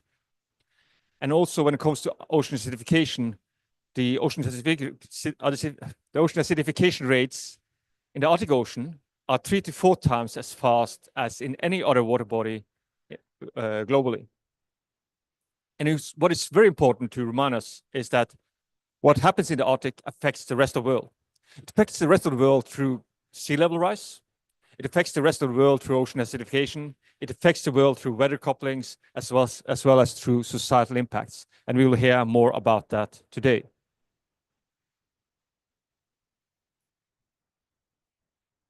When AMAP started up, we considered climate change as one of the pressures. But since then, we realized that climate change is driving a lot of those processes in the Arctic, and it functions as a driver for all processes. One example we do see on the screen here now, where climate change where we had levels of contaminants been decreasing over a long time, but we now see them flattening out and even increasing. And that is due to climate change. The warming Arctic thaws glaciers and remobilize contaminants that have been deposited on those glaciers for a long time.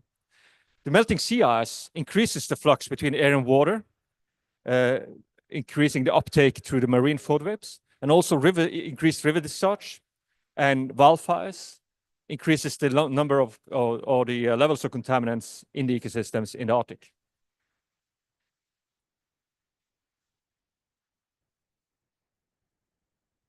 When AMAP undertake those assessments on climate change, we do it in a very similar way to, for instance, IPCC. Our work is evidence-based and scientific-based. The driver for our assessments are what we call the policy-relevant scientific questions. Those are questions developed in collaboration between the scientists and the policymakers to make sure that the science we address also addresses the policy requirements. Those questions feed into the work plan and the monitoring guidelines, and they are undertaken in the assessment work by the expert groups. And you can here see some of the expert groups that AMAP have available. Our work relies upon an expert pool of about 850 experts worldwide. The scientific assessments we do similar to IPCC. Those are scientific reports. They are undertaken peer review, just as IPCC reports, and they are presented in a scientific format. However, we do know that politicians rarely read like a couple of 100-page scientific reports. So therefore, we condense them down to summary for policymakers. The summaries are approximately 20-page long, a pure scientific summary, not negotiated, with policy recommendations added. Those policy recommendations are negotiated among the 8 Arctic states and consensus among the 8 Arctic states. And those, again, we feed into international organs like UNFCCC, like we have here, IPCC, the Minamata Convention, the Stockholm Convention, depending on the matter discussed in those assessments.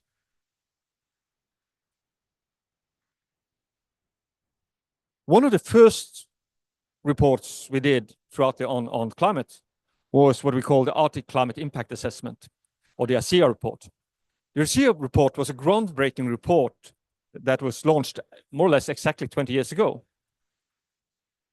It was the first regional report addressing how climate affected the Arctic ecosystems, but also how those effects spilled over into the global systems. At the time when the ASEA report was launched, it was considered rather radical.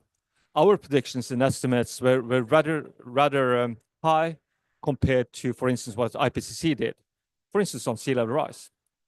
Looking back now, 20 years later, we see that they were actually rather conservative.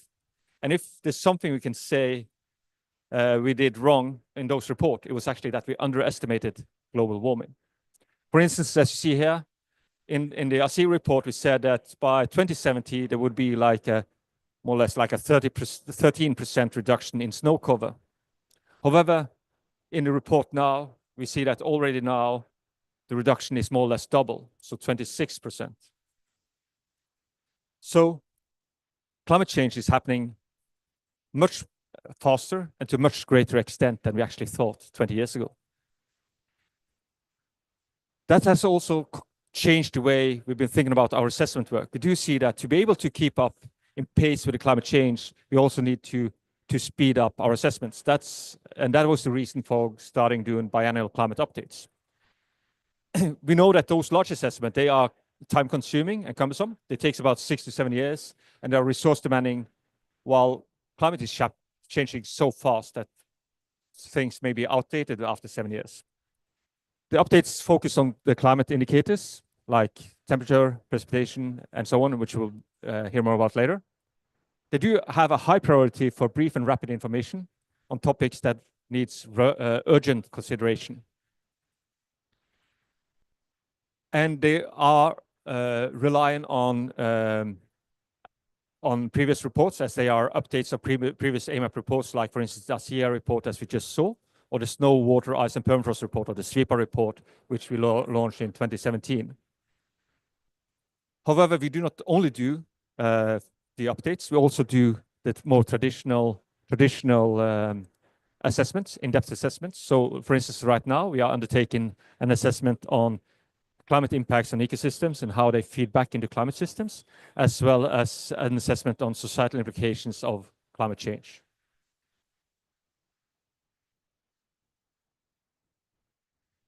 So the report we're going to talk about today, it has 7 topical chapters on climate indicators, on extremes, on wildfires, which is really one topic of urgent consideration, permafrost, hydrology, and ocean acidification, as well as weather connections from high Arctic to mid-latitude. And with that, I'm going to introduce the next speaker, who is Dr. Maria Kvalovog, who also is coordinating our climate work. So Maria, please, the stage is yours.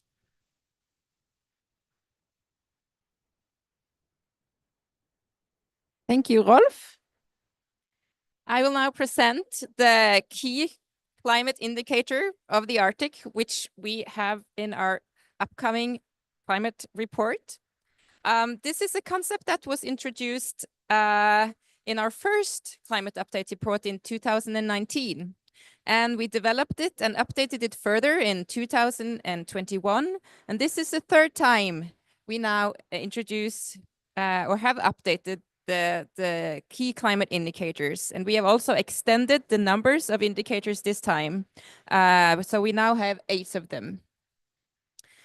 So this gives an overview of the atmospheric, terrestrial, and marine indicators. The period that we are looking at is from 1979 to 2023. It's the time that we have good observational data, mostly coming from satellite data and other ground measurements. And also we define here the region as north of 66.5 degrees north. So let's take them one by one, and we can start by the atmospheric indicators, the air temperature here. Next slide. The annual air temperature between 1979 and 2023 was 3 degrees. And the global warming at the same period was 1 degree, which means that the Arctic in this period warmed 3 times the global average. At the same time, we learned yesterday when we launched this at the WMO report that the global warming since pre-industrial time was 1.5 degrees. So And here we say that the global warming was 1 degree since 1979. So that correlates well. So 3 times the global warming in the Arctic. The next key indicator is the precipitation. That's a more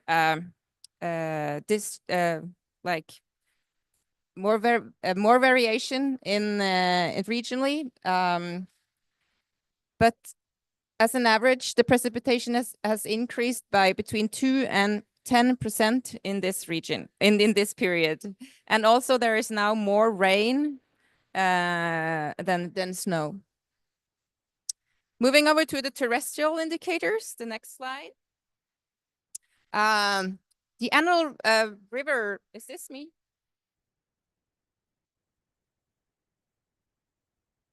Yeah. The annual river discharge to the Arctic Ocean continues to increase. So that's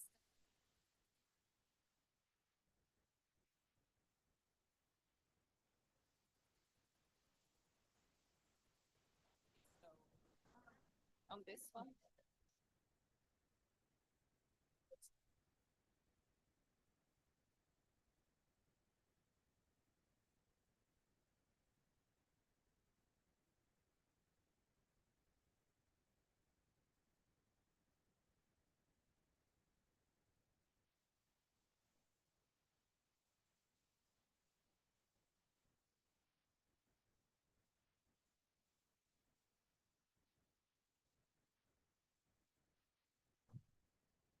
One, two, three. Hope so. Does it sound better? Good. So the river discharge has increased by 13% in Arctic rivers to the Arctic Ocean. And this is due to earlier melting of the snow. River flows accounts for about 2/3 of the total freshwater input to the Arctic Ocean, and this affects both salinity and sea ice formation. The next indicator is the normalized difference vegetation index, which is a remote sensing observation. It tells us something about the greening of the Arctic. So this correlates well with the temperature and precipitation change that we see. Moving on to the indicator on burned area. This one has also increased by a factor of 2 on average in the period of 2003 to 2023. And this is likely driven by a complex combination of rising Arctic air temperatures, reduced snow cover, and increased surface dryness. And it also correlates well with the increase of lightning ignition. And then we have the spring snow cover in the Arctic. This has decreased by 27% in this period, with the largest decrease over Eurasia by 35%, compared to, for instance, North America, where the snow cover has only been reduced by 18%. So the last group of indicators on the next slide is the marine indicators. First, we have the September Arctic sea ice extent, which declined significantly, almost by 60% in this period. It was also the lowest one on the satellite record. So Arctic sea ice has also thinned and shifted to younger ice, and also that the proportion of thick ice has declined by almost 90%. And so the last figure here is the land ice mass loss, which you can see it has 3 contributors. It's the Arctic Canada, it's the Alaska, and the Greenland ice sheet. And together they contribute, as seen in the blue line here, where you have all Arctic land ice. And this is also, the ice loss is increasing and it's now also accelerating, as you can see on the figure. And Greenland contributes the most to sea level rise from land ice, followed by Alaska and then Arctic Canada. And the rate of land ice loss is from Greenland is almost twice the one from Antarctica at the moment. And also not shown in any of the figures is a new indicator that is being introduced in this report. It's the Arctic Ocean Acidification Indicator. And that shows that the rate is now 3 to 4 times faster than other basins of the world. So basically, that's due to more open waters and that the ocean takes up more carbon dioxide from the atmosphere and then becomes acid. And it's also then mainly then due to the melting sea ice. So that concludes the introduction to the key climate indicators, and I'll give the floor to Heidi, who will talk us through the cryosphere changes. Thank you. Thank you so much, Maria, for this great summary of the key indicators on our climate update report. And I have the pleasure of repeating a lot of these messages, but giving you an overview of the different chapters from the climate update report. Starting with more details on what's happening to our cryosphere. As you know, the Arctic is a region that is absolutely dominated by cryosphere. We have cryosphere in the ground, cryosphere on land, cryosphere over the ocean. And all these different parts of cryosphere are responding extremely rapidly to climate change. The first one that was mentioned by Maria is key, because not only Arctic sea ice is the AC of our planet, it's able to reflect solar radiation back into space. We also describe it as the coral reefs of the Arctic because of all the phytoplankton that is attached at the base of this sea ice. And unfortunately, it's in great decline. And the most recent projections show us that we might lose actually Arctic summer sea ice as early as the 2040s, which could potentially have implications on the rest of the world in terms of the stability of our climate system. Snow is also suffering tremendously.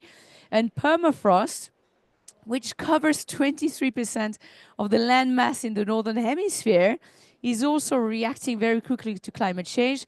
Not only its extent is being reduced, but it's thawing deeper and deeper every year. Speaking of permafrost, the thawing of permafrost has a lot of implications. First of all, on the ecosystems, on the people living in the Arctic.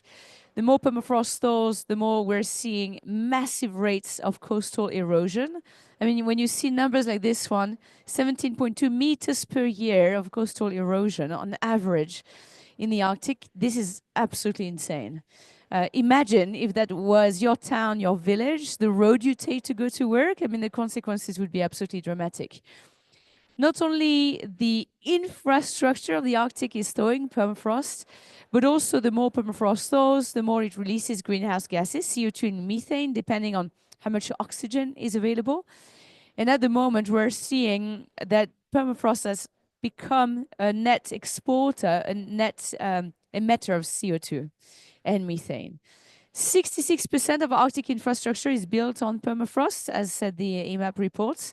So as you can imagine, this is having a tremendous impact on infrastructure and on the millions of people who live in the Arctic. Moving on to a little bit more information about Arctic sea ice. This is an animation from NASA here showing you not only the seasonal cycle of Arctic sea ice, expanding in the winter, receding in the summer months, but you also really quickly realizing how much of the extent of Arctic sea ice has decreased in the past few decades. So I'll repeat what Maria explained to us, that in 40 years, we've lost about 40%, at least 40% of the extent of Arctic sea ice, but also 3/4 of its volume. So we're losing the multi-year sea ice, the ice that is quite white, really good at exporting and sending solar radiation back into space. Ongoing research is showing us that there might be connections between the loss of Arctic sea ice with the stability of the entire climate system. And this is directly tied to the polar jet stream. Polar jet stream loves when there are big temperature gaps on Earth. The more the Arctic is warming, the less important these temperature gaps are. And this could in turn slow down the polar jet stream, resulting in extreme weather events further south. So we call these the teleconnections between the Arctic and mid-latitude environments. And that would bring the Arctic much closer to our countries than we think. If this is really happening, if the polar jet stream is responding to these increasing temperatures, it means that actually the boundary between us and the Arctic is a lot more blurry than it used to be. It might mean more heat waves traveling further north and more also cold waves traveling further south. It was mentioned by both Rolf and Maria.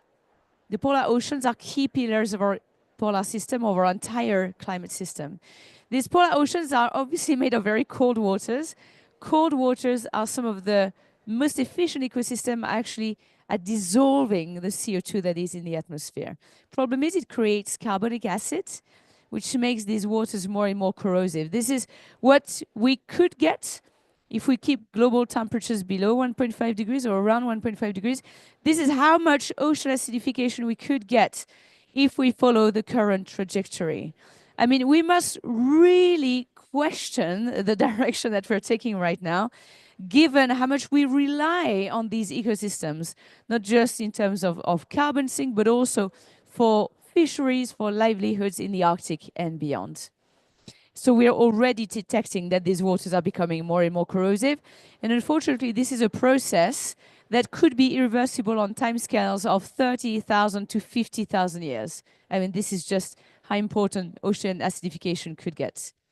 We're also detecting profound changes in terrestrial freshwater systems. Was mentioned by Maria. We're seeing an increase in river discharge, which is not only affecting the entire water column, the density of the water column, but also sea ice formation. A very important factor is the loss of lake ice in the Arctic. You know, when during the winter and the spring months, people travel on these lakes. You know, this is where we see the main roads, this is where we fish and hunt. And unfortunately, an earlier loss of lake ice could have terrible implications on livelihoods and on the safety of Arctic populations. We're also seeing, of course, as temperatures increase in the polar regions, well, air masses are able to carry more humidity. So we're seeing more precipitation, but also more precipitation falling as rain, which is again having huge implications on ecosystems and livelihoods. A very important factor that we're observing at the moment is, of course, wildfires and wildland fires that have sometimes irreversible impacts on ecosystems, but also on emitting black carbon and greenhouse gases. The extremes in the Arctic are becoming more extreme. This is a very, very important message from our climate update reports. I mean, the numbers are absolutely insane when you see a fourfold increase in wildfires in only 20 years in northeastern Arctic. This is absolutely getting crazier and crazier. And of course, when you live in the Arctic and you are confronted to these wildfires, not only this creates a lot of trauma, but it directly affects the health of the local and indigenous communities.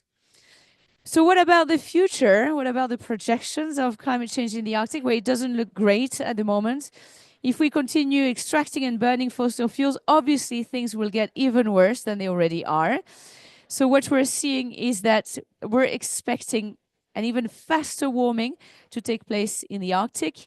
Again, Arctic sea ice could disappear in the summer months during the decade of 2040, and an increase in precipitation and in the frequency of extreme weather events. So I'll conclude my little part here with this quote from the former Finnish president, who said that if we lose the Arctic, we lose the world, and this is very true. The Arctic is not only home for millions of people, but we must understand if we live further south, then our daily lives depend on the health of the Arctic. Thank you very much.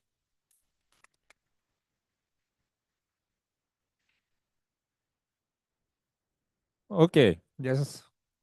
Let's continue. And we are just going to the second stage of our session. The Northern Forum is an observer organization, international organization of the Arctic Council. And we are very happy that AMAP session is in the Arctic Pavilion, first ever pavilion on COPs. And we hope that we'll further work together and we'll go together to Brazil for COP30. And it's absolutely amazing work you do related to climate change, and this updated report, we will wait it to be published or just to be delivered to all observers. So just I would like to have a short discussion about observer engagement in AMAP activities. especially on climate change activities. We're just taking into account that we have a very difficult situation in the Arctic cooperation now. Just working group started just online meetings this fall, and we try to be at least listeners of these sessions and to find out what we can do from our side. So just my first question to maybe Rolf. Have you just invited observer countries or just organizations to be part of this updated report? In general, I can start with the status as it is now. So as some of you might know, Arctic Council had a strategic pause starting in 2022, but since February this year, we've been resuming work with all of the states and all of the observers. So at the moment, everyone is opening for participating from everyone, all the 8 Arctic states as well as all observers to AMAP in our work. I should also say, I mean, as I said, AMAP, we base our work upon an expert pool of 850 experts.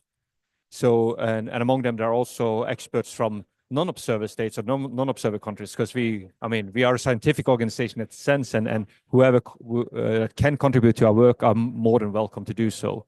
So also for experts not being a member of an observer state. So in general, we base upon our nomination of our experts are based upon their scientific merit. So that's so. So for this exact report, there is a limited. There are some of the observers. I think I have to look on Maria, but not all of the observers are taking part in this report. But for other reports now, we are. I mean, depending a bit on the topic. So, but it's open for everyone. But the number of observers that are participating varies a bit. I should also say that we also had 2-3 weeks ago we had our working group meeting, which is kind of our general assembly, where we also had all of the observers invited and participating in the meeting. And we'll continue after Christmas to do bilateral meetings with observers and see how they can contribute to our next upcoming work plan. Our next upcoming work plan will be initiated in the spring next year. Thank you. Just I remember that during that Icelandic chairmanship, Icelandic chairmanship just invited us observers from time to time to discuss different topics. So just what do you think? Such kind of work could be continued even at least online to invite observers for some disputes or discussions. Maybe just AMAP can organize a first ever event with observer countries and organization on climate change, and perhaps to continue work on this reporting. So just maybe Maria can have some comments about that. Yeah, thank you for that. I believe that's a very good idea. And also we know that there are many other organizations too that do assessments on the Arctic. So it's important that we talk together, that we don't duplicate each other, and that we can make assessments that are valuable for so many people as possible. And also by including observer countries, it's the result from our assessments would also then come out in these countries that we don't necessarily get in touch with in our own work. So there's a lot of good reasons for doing that. Yeah, do you want to say something else? I just want to say, sitting here at UNFCCC COP and under the UN umbrella, this is the exact purpose why we should cooperate. I mean, the climate change is a global issue. Is in our case, it's common for all of the 8 Arctic states. It's common for everyone, all the indigenous people living in the Arctic, and cooperating on those is obvious. Like the purpose and the need for doing that is obvious. So as Maria says, it's also for us. It has 2 functions, both to gather the information, but also to reach out with results and get it well funded within those observer states and observer organizations. So, and that kind of add a lot of value to both dissemination, but also to bringing the science into policymaking in that sense.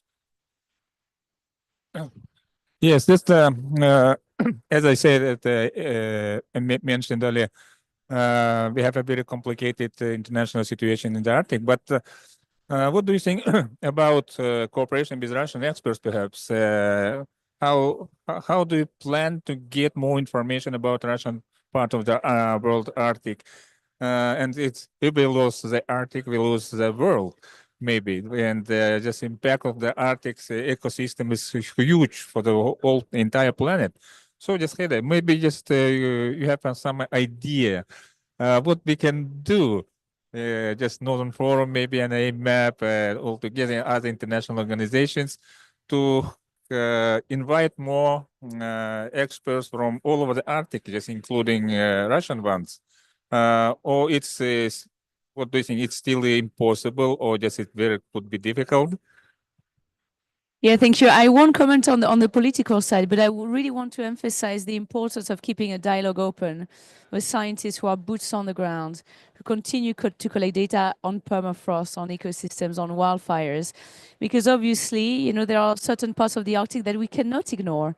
We cannot afford half of the Arctic today in terms of science and in terms of the impact this is having on the populations of the Arctic and beyond. So I really hope that science can continue to, and science can help anticipate changes to come, because that's the future of humanity that is at stake today. But Rolf, I can see you want to add something.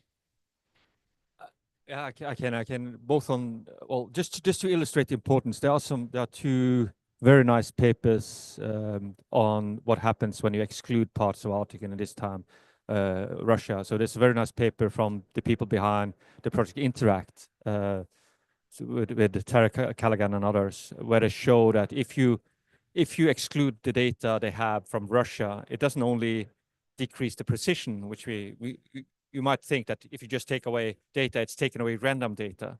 But the Arctic is not homogeneous.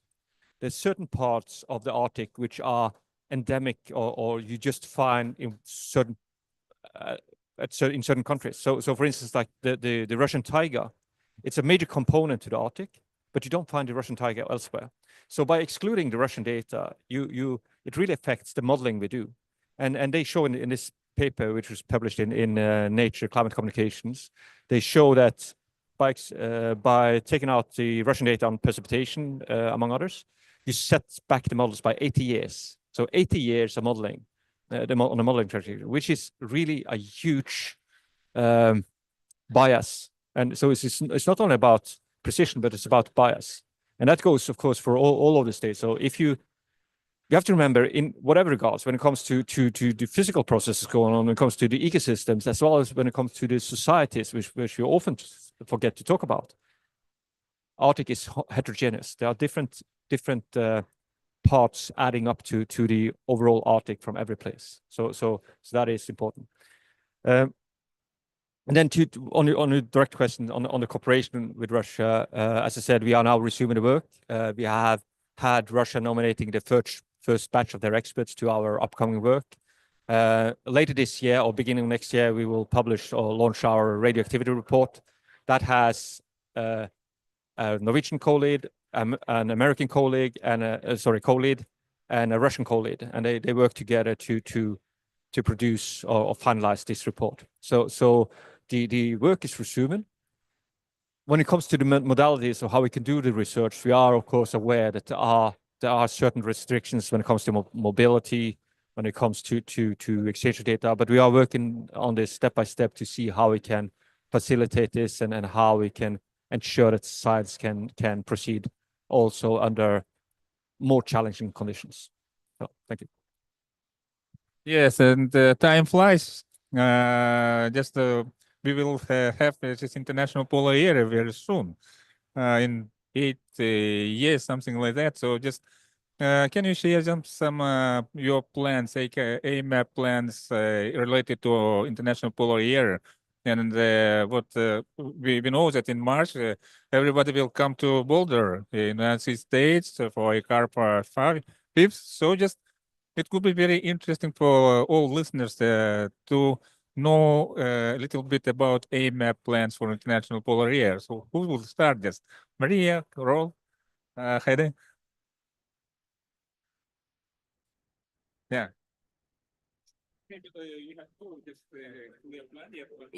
Yeah. So we are including in the plans of ICARP, so that we are attending those meetings, and also the national planning from the Norwegian side we are also attending. So it's just getting started. So it's we will take part in those discussions. And for our climate work in AMAP, we have 2 ongoing large assessments. The first one is a collaboration with the other working group, CAF, which is working on biodiversity. So they, AMAP and CAF will do an assessment, which will hopefully be finished in 2027 on climate change impacts in the Arctic on ecosystems. So that will be a big work going ahead. It's just getting started. The other one is looking at the societal implications of climate change in the Arctic. So that will take more like a human dimension to it, and it's going to be co-produced with the indigenous knowledge and indigenous peoples and with indigenous knowledge. So hopefully that will also be then finished in 2027. So we have long-term plans, and we're just getting started on those. Yeah, I also would love to highlight the fact that next year is the International Year of Glacier Preservation, 2025. That was pushed by Tajikistan, and this will turn into a decade of cryospheric sciences. Good news for the cryosphere. So that means there will be a lot of attention, a lot of activities around these topics.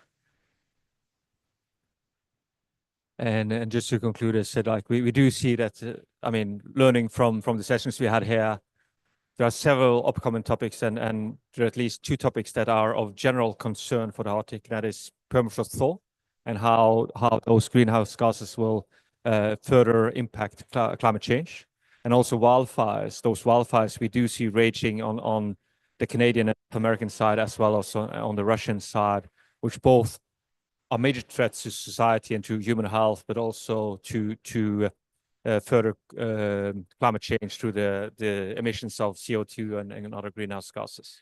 So you think, I mean, we don't, the plans for the International Polar Year are not done yet, but we are in the processes, and we will of course continue to contribute to those processes. Thanks. Excellent. It was my next question about third pole countries and just glaciers. We started to communicate with India, Bangladesh, Pakistan here at the COP, and they would like to be more active in cooperation with Arctic countries and regions. And the Northern Forum being just a interregional organization, just be representing regional administrations and local communities. We can be somehow very useful for your working group.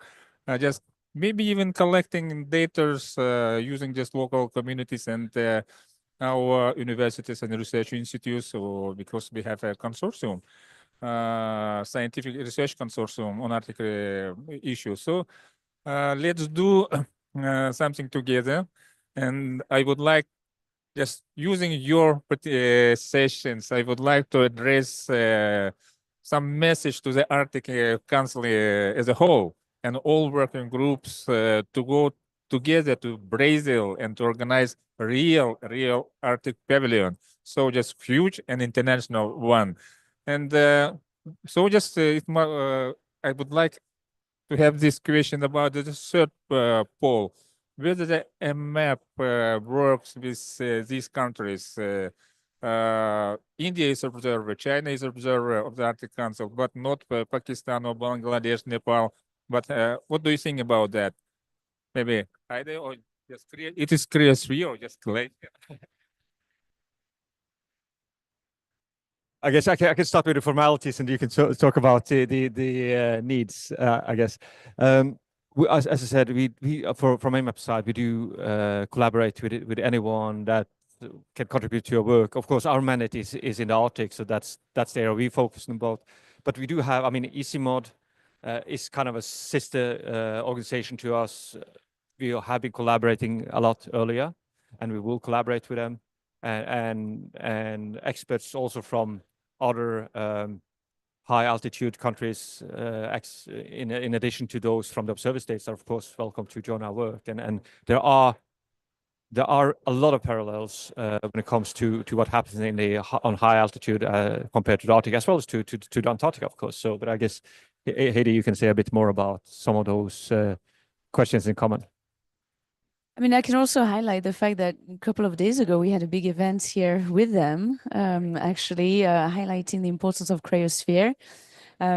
This idea actually came from the Norwegian chairship of the Arctic Council, but we brought together, all parts of cryosphere, including ICIMOD, for example, that you just mentioned, researchers and people from Bhutan, people who are directly, live downstream of these very important mountains and benefit from the meltwater from glaciers.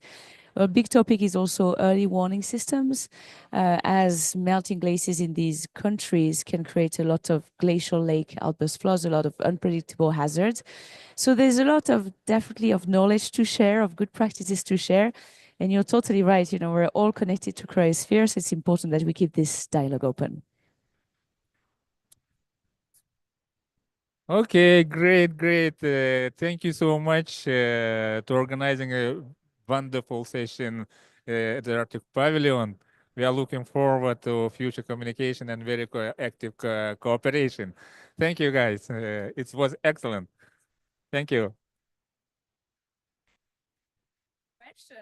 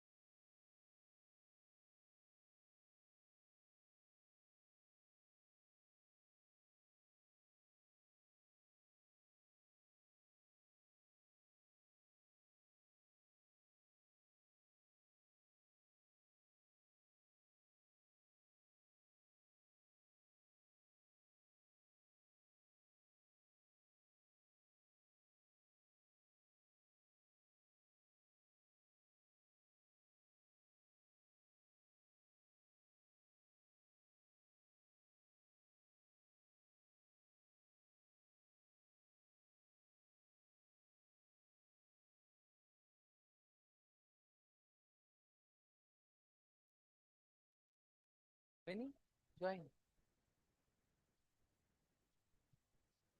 Conversation we have here. Yeah, it's better to have a conversation rather than come much closer.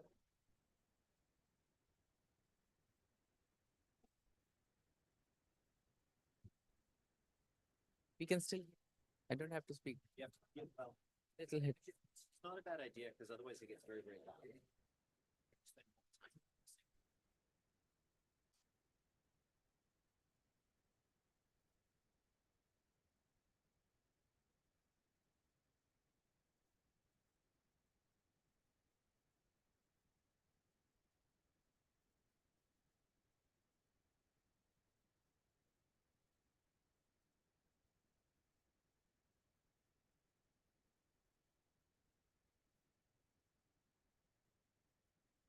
Can come much more closer.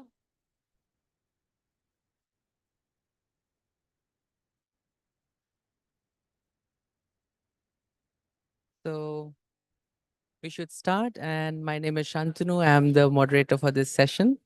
And the session that you all are here for is role of nature-based education in community adaptation and building of resilience of the community. So how we will keep this session is very informal because it's a very close group and it looks like a close family. Come on. We'll make it a circle. Because there's so few of us making. So we'll make it like a circle. Come. You can keep your back to the wall if you want.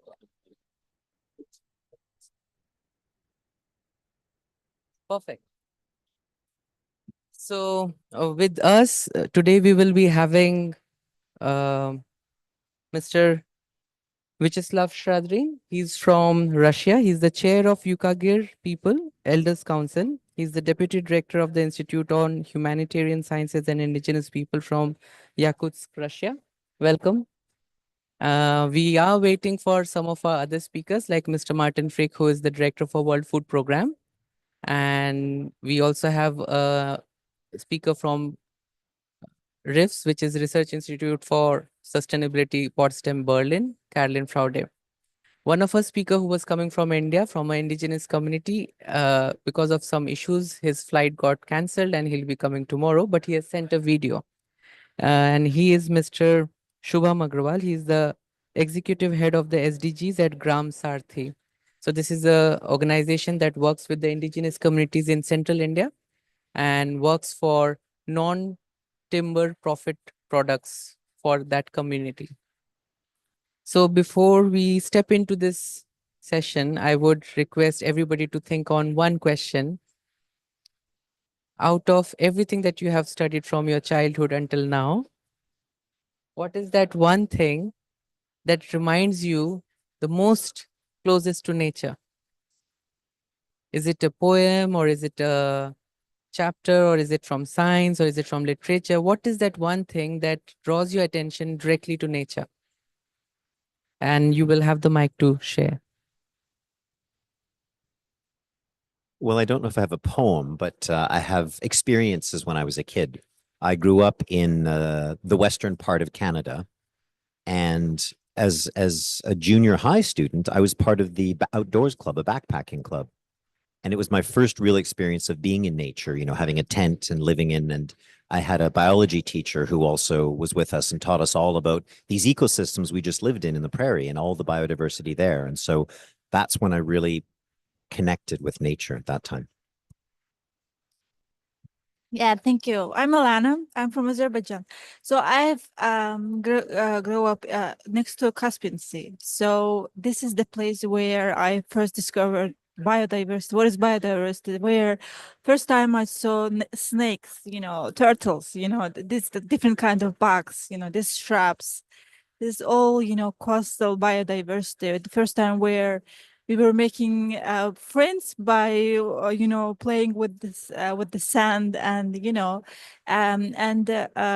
like I could see Caspian Sea every day, and I saw, I think, its color in millions of tons, because when it's snowy, change to different color. When there is a sun, it has a different color. When there is a storm, you can see like the water mixed with the sand, and it's like a very different color. So yeah, when you ask the question, I just recall those those times from my childhood. Yeah, thank you.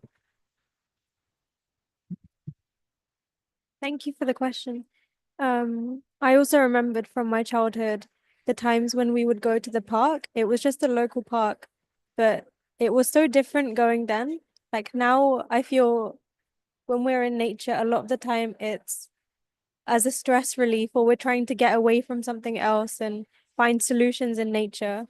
But at that time, it was just pure love for being out in the open. I feel like that magic we're starting to lose now. Thank you. And for you, Mr. Sorry, Mr. Shadin, if that is, can I? Maybe better Slava.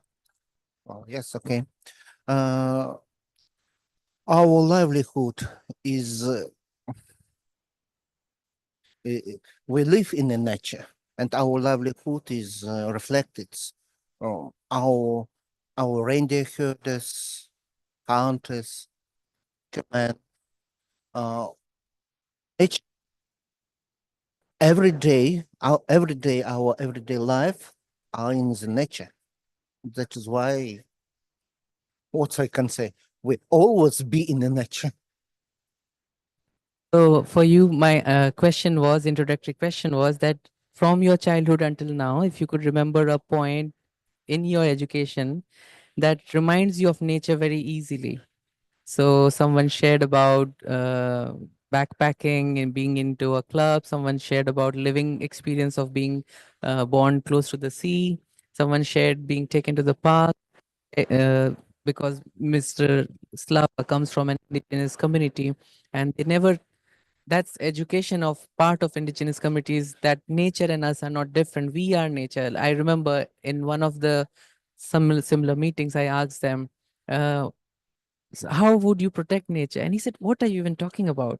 We are nature. So we are not protecting something outside. We are doing what we are doing for ourselves. And somebody I said, Sean, one of our close friends, he always asks this question, when did you fall in love with nature? And he said, what are you even talking about? We are always with nature, in nature, we are nature. So we are always in love with nature.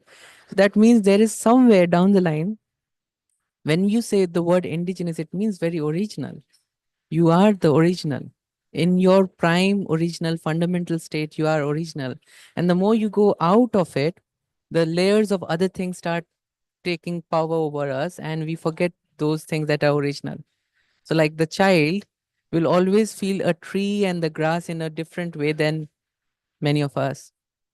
So the indigenous wisdom is a way for us to really reconnect back with ourselves, not just with nature, but also ourselves.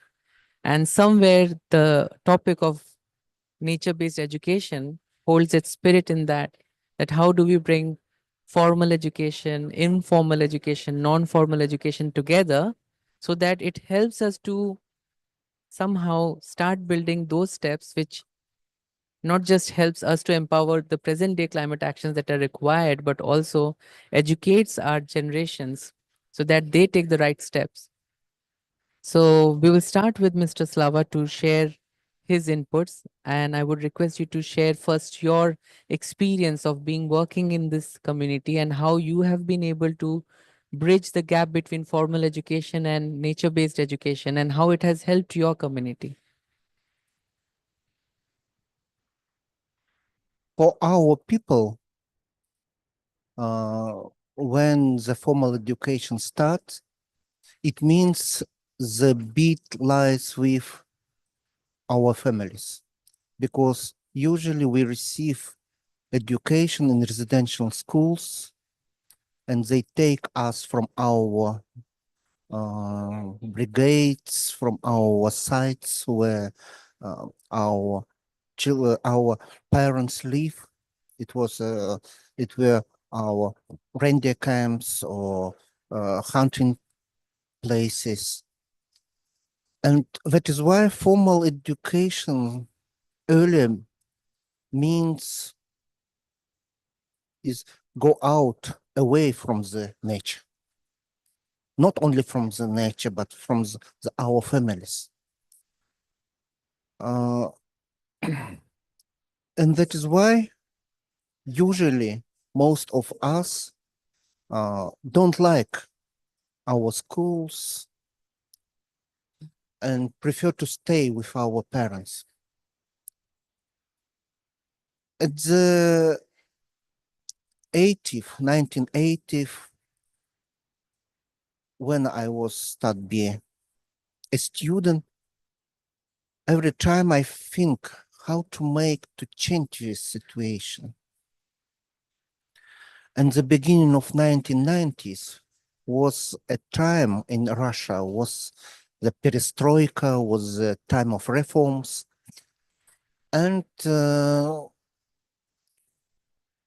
starts our indigenous movement to revitalize our culture, our languages. And one of the channels was try to transform our school system, try to make it more close to our peoples, to our culture.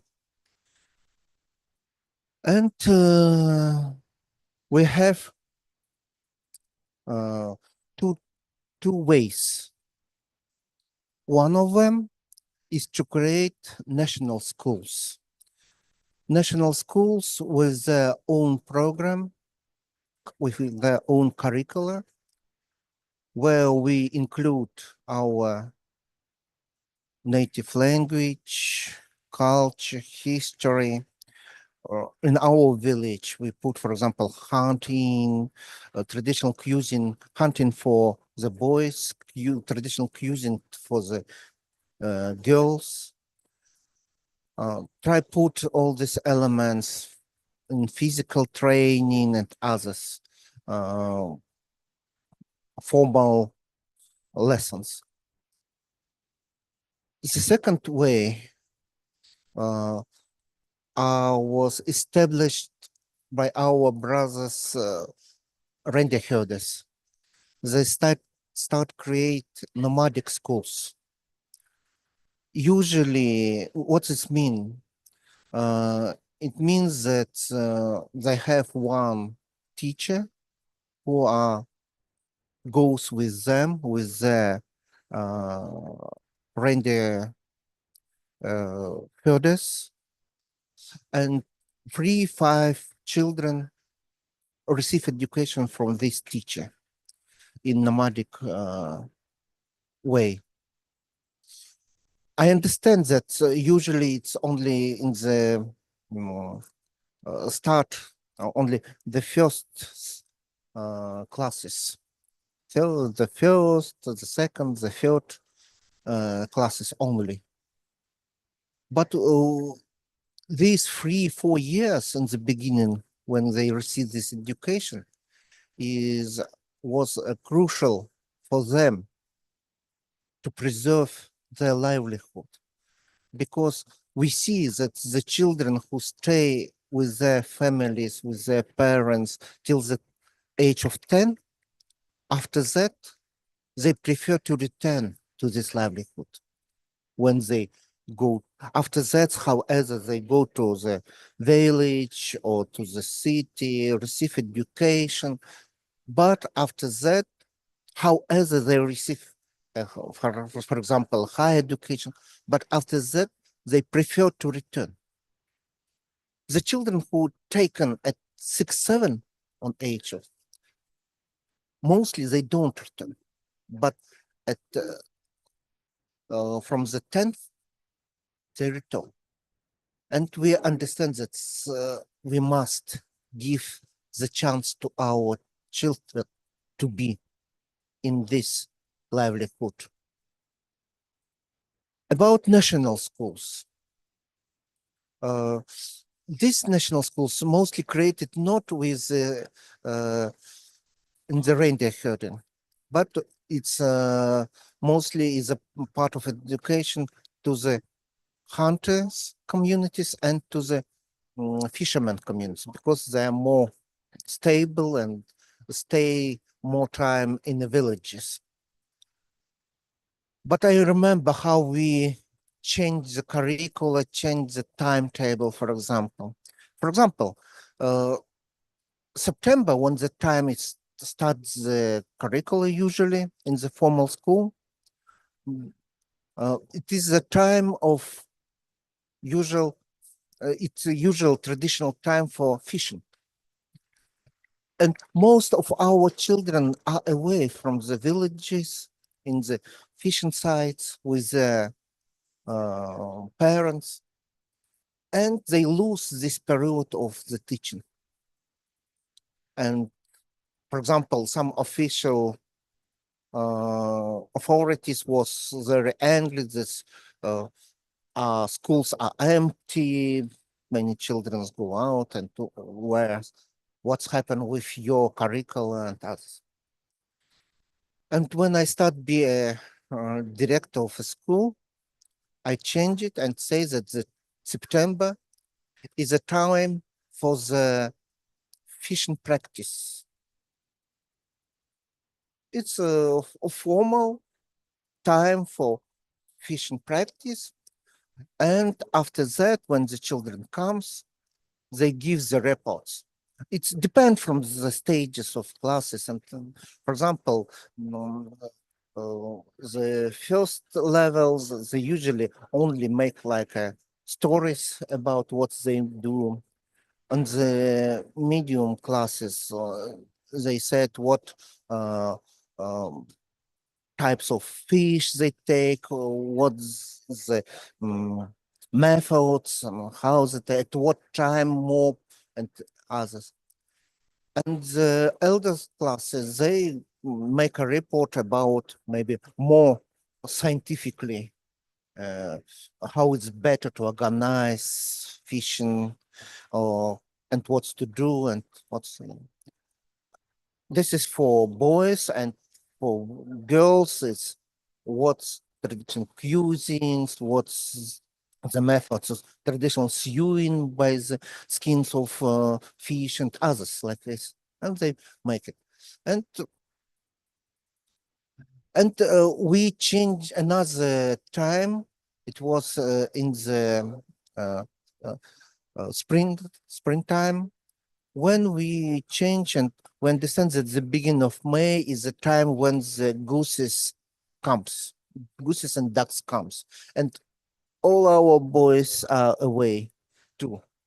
And I remember my young time, and all of us go to this.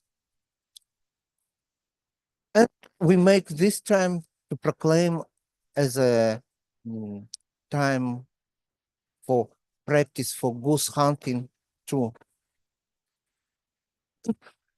It was a very good time to experiment, and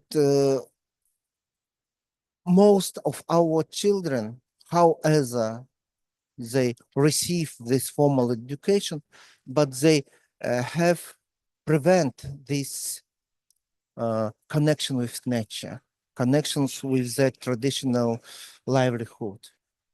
And yes. We'll come back to you, and I just want to know from you all who are part of this conversation, what did you pick from this very example? One thing that stood out or that clicked?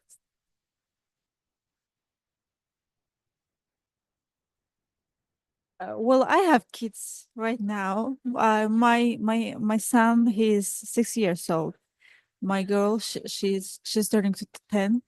So yeah, I think it's a good like how to say it, good example for me. I mean, I'm trying to get them like stick to nature, to take them to nature, but I don't know, was this in formal education? They are so swamped, in these homeworks, in these exercises, doing homework, going to that class, doing this project, etc. I don't know how effective it is for me. I mean, taking like 1 or 2 times in a week to the park or to their grandparents. They have a backyard there with trees and etc. So, but I love the example that you showed. I mean, giving a chance, and it also helpful for kids. They are enjoying their childhood, because the best spent time is the time that is spent in the nature. So yeah, thank you for your reflections. Yeah. Sure. Yeah. No, it was very interesting to hear from you the story of these different places that that the children would have education, and that it's really really important for them to be with their families. But one of the things I'd want to know is when they're with the families, and I guess this is really the people who are hurting. Is there a chance to teach them about how things are changing as well? I'm assuming they're changing for you as well. So, that's a question I would have is what is it like? How do you explain to them what things are changing and what it means?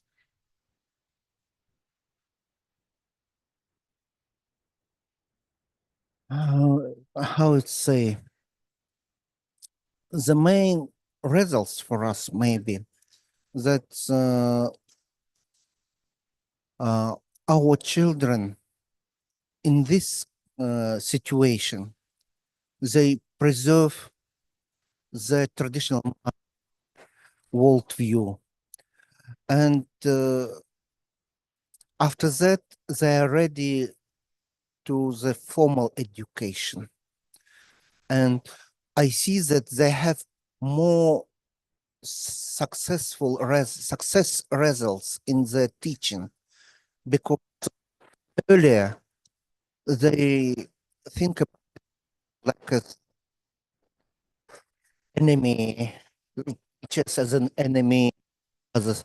But after we start and create these changes, we see how the change these relations, and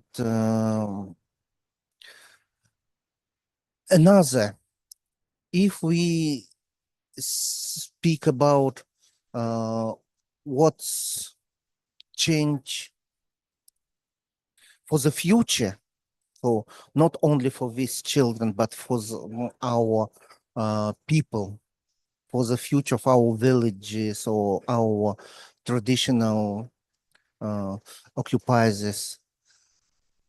I see that at that case, we receive more competency specialists who receive a good education, but after that they return and work and help to keep this livelihood, to find new some ways to adapt, for example, on this changing, in for example, in with the climate change and others, because they combine traditional knowledge and formal scientific ways.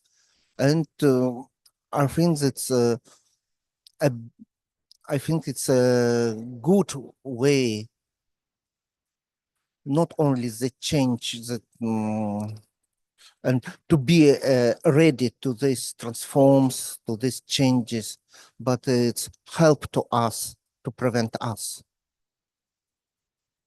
So I think also one thing that comes to my mind is when you were sharing, I like the fact that children who had stayed that place for 10 years were more likely to come back than those who were taken off-rooted little earlier. This means like that sensory experience that is in the memory of a child is going to motivate the child to work for or come back for or stay back for nature, because through our senses, we touch, through smell, we do remember things And that is a way to actually develop this child's understanding about the world. But also one thing when you asked Mr. Slava, I realized was that in the last COP, I was sitting in a panel with one of the indigenous person, and they said came from some place I forgot, but it's really icy snow. And they said in our culture, we never had the word hot, heat, or we only describe temperature with expressions of cold or expressions of low temperature. But because of climate change, we don't know how to express this experience of warm or melting, because that was never the case. So because of climate change, our language is also changing. We have to adapt other words, certain vocabulary that will support us. And I then realized that this is such a subtle way of, hitting a culture that nobody can see. One, it's very subtle. I can ask the technical team to play the video of Mr. Sandeep. And he comes from Central India. It's a place very tribal. Respected dignitaries, I am Yeah. Shubham Agrawal from Can you Gram hear it? Shanti, Chhattisgarh, India. I am also a member with CEESP and Climate Crisis Commission at IUCN.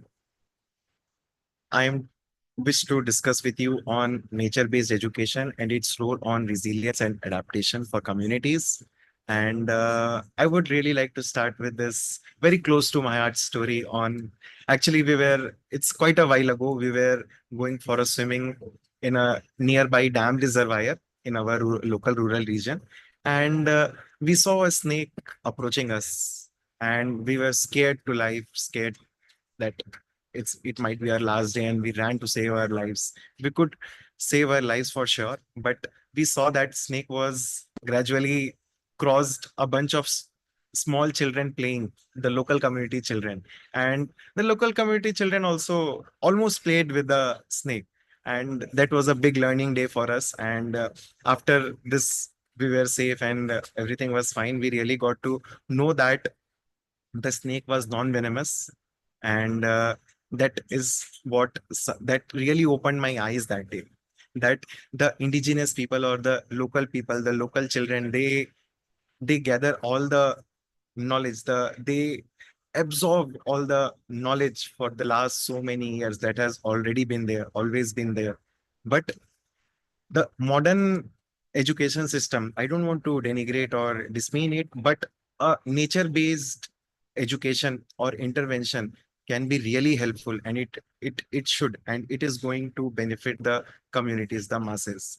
We are currently facing so many kinds of climatic catastrophe across the globe. But when we talk about the indigenous communities and when we try to pick up the case studies of how they have been thriving or surviving with all these calamities and issues, we will really, when we go to the core of the subject, we get to understand that they already have so many checks and balances in place. Like I would like to take an example of flora species in our area, that is Maducus indica. We call it maua fruit and flower in our region. The main idea of that fruit is that it has very good sugar and glucose complex, which really helps to helps the people to get nutrition when they are hungry for a prolonged period of time. So during extreme heat strokes and during the dry seasons of heavy sunlight or summers, it has been really helpful to them. And it's not from today, it has been for very long in the back. But due to modern interventions and modern things coming up, the whole process of getting adapted or using such solutions has got diminished, especially for the people living in urban areas or in a modern setup. So we need to ponder on this, and we need to figure out a collaborative or cumulative approach in which the new modern innovative solutions backed with the great knowledge heritage of our traditional knowledge systems of the past gets mingled together, and we churn out into successful solutions like the mawa biscuits and protein bars that are coming in the market slowly. Those are some examples in which the non-timber forest producers have really picked up with the modern interventions and how they can peacefully coexist together. And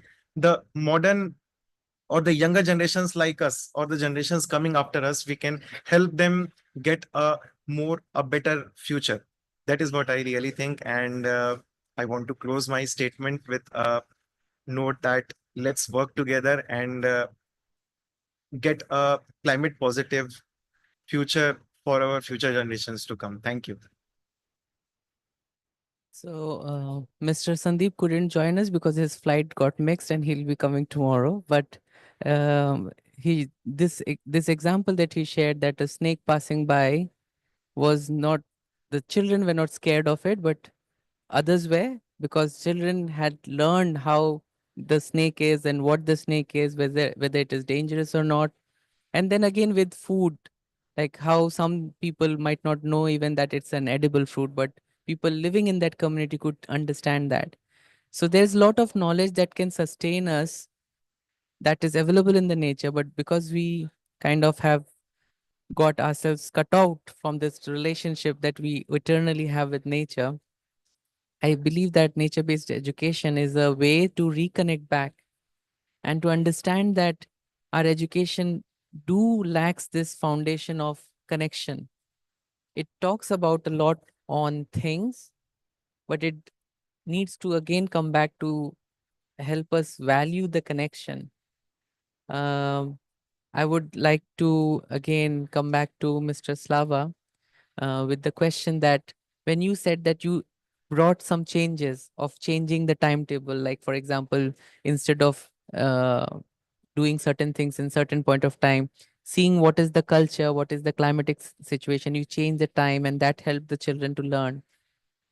Do you think such modern, in the time where people are chasing for progress and they want to become like the another person that they have seen, is it easy for the children to adapt? And how do you teach your children to stay with the program that you have created and trust that program rather than to, rush into going into things that might be looking very lucrative?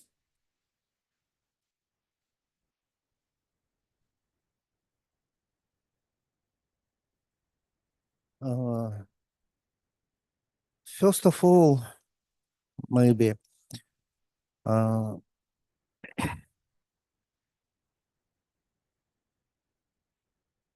when we speak with the parents of these children and ask them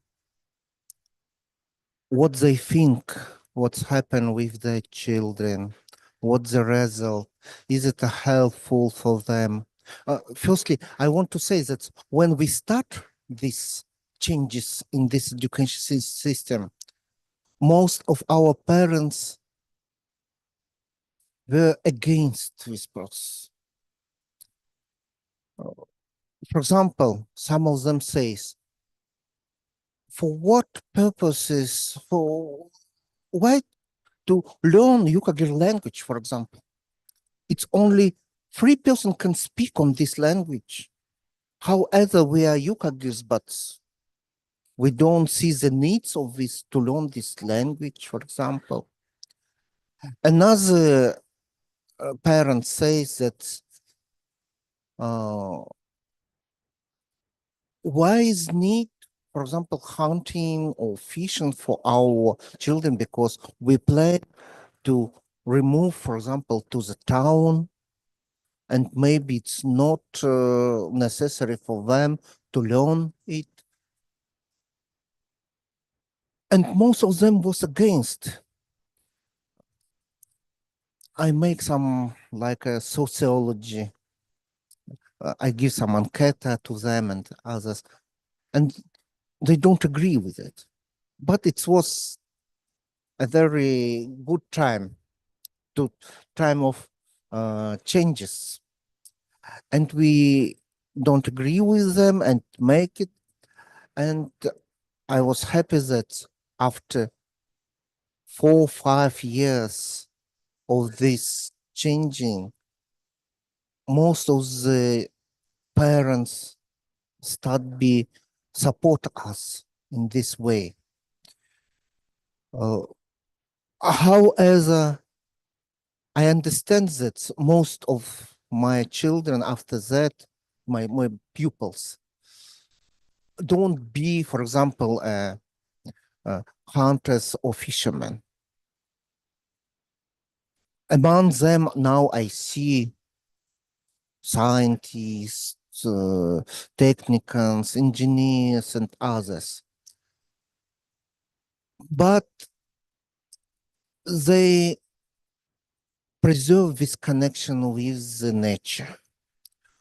And sometimes I receive many stories how this knowledge helps them in some situations.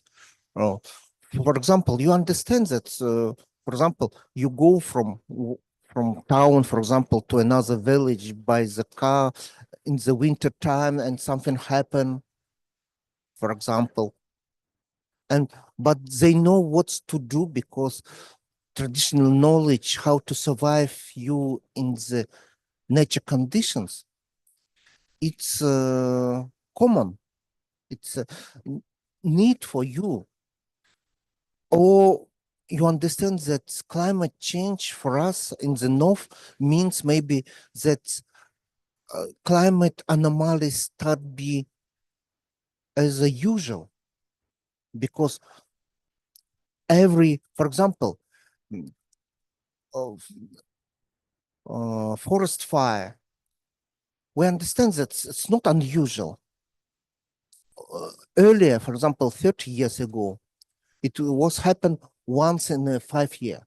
But now, 1 year without forest fire start be unusual. Or for example, this flooding. It's happened earlier, but it was once in a 3-4 years. But now every year is flooding, and year without flooding is start be non-normal. And in our conditions, if you know what to do, how to preserve yourself, your family, and others, it's a big plus for them to their life. And it's I think that is why this nature-based education maybe need to every person in these conditions. Thank you. You answered it so wisely that it doesn't have to be required to help me right now, but it will come handy sometime in some point of my life. Nobody has seen their full life, and which point of education that you have taken or knowledge or wisdom, when does it emerges and helps you? You don't know. So it's definitely worth putting our energy and impact on pressing this more and more, that our children and our teenagers should be given this opportunity to learn more from the nature, because that way they will be able to look for their own survival when there are times are hard, but also they will be able to teach others that they are living with, they are surrounded with. And this example that you mentioned, that how climatic anomalies have become so natural now that if they don't happen, you think that's unnatural. For example, in the UK, if someday it doesn't rains, we think today is a very good day. But if for many days it doesn't rain at all, we think that's unusual. So I think a part of nature-based education is also to prepare us for what is going to happen or what may happen. And if we are not preparing ourselves for that, then we are simply living in the dark, and we are keeping ourselves and everybody else deprived from a chance to do something when it is required to be done. So would any of you like to share something on nature-based education, what you think and how you feel about it, and what do you think should be done in the present times in your local communities or at your regional, national, subnational, or global level, that you think is important in terms of nature-based education? So I just got a question there related to this nature-based education. I was thinking about the recent data. So 54% of the world population live in urban areas, and it's going to grow Like by 2050, I guess it's gonna be to 70%. Like, so yeah, this is, do you think it's something that, I mean, urban areas, we understand like in most cases, like a concrete jungle. So people are away from nature. People are away from most of the time trees, biodiversity. So do you think it's it will somehow challenge nature-based education and specifically for kids and for specifically for indigenous communities, or like in Azerbaijan, like we say, and we don't have indigenous communities, but we have ethnic groups that they have their own culture, own cuisine. Yeah. So yeah, do you think it will somehow challenge nature-based education, and would you recommend the general, how to say, like checklist, how we can promote the nature-based education and considering all global population, because people are living in like in north, people are living in equatorial areas, people are living in desert areas, like there are different climatic conditions that people are living. So is there any general recommendations, like checklist, that how we could promote these nature-based solutions in growing urban areas for kids?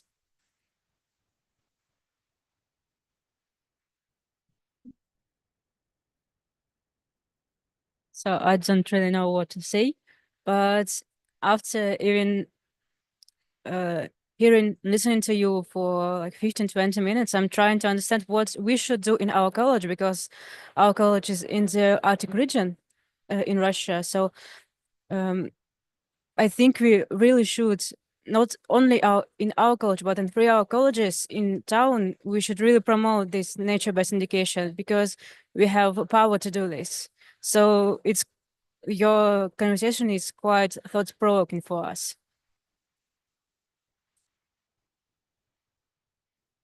I think thanks for your comment. And one question that I can answer is the reason why this statistic says that by 2050 we'll have 75% of the population, human population, migrated to urban areas is because our present education system doesn't have nature-based education. You see, for example, I'm sure many of us here present, you need to have a headphone. Can you use one? Yeah. Come. So like, for example, maybe you can raise hand when I ask you this. Do you have heard of any person in your vicinity, maybe your friends or friends of friends, who used to be an engineer or a doctor or an architect, had recently left their job and went back and uh, started gardening or started farming? I have a good number of people like that. And given their big paychecks, given their lot of facilities that they were getting from their regular jobs, they gave it up because they said it's not fulfilling. And they now are trying to learn how to garden, and they are trying to learn how to farm, because they have realized that doing this, it'll make them self-sufficient.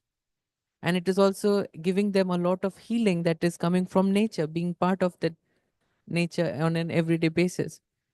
So what makes me think is that because our present education system doesn't have nature-based education in it, that's why more and more people are educated and being, in a way, guided to live in urban areas or choose them, because that's what's the only option available for them.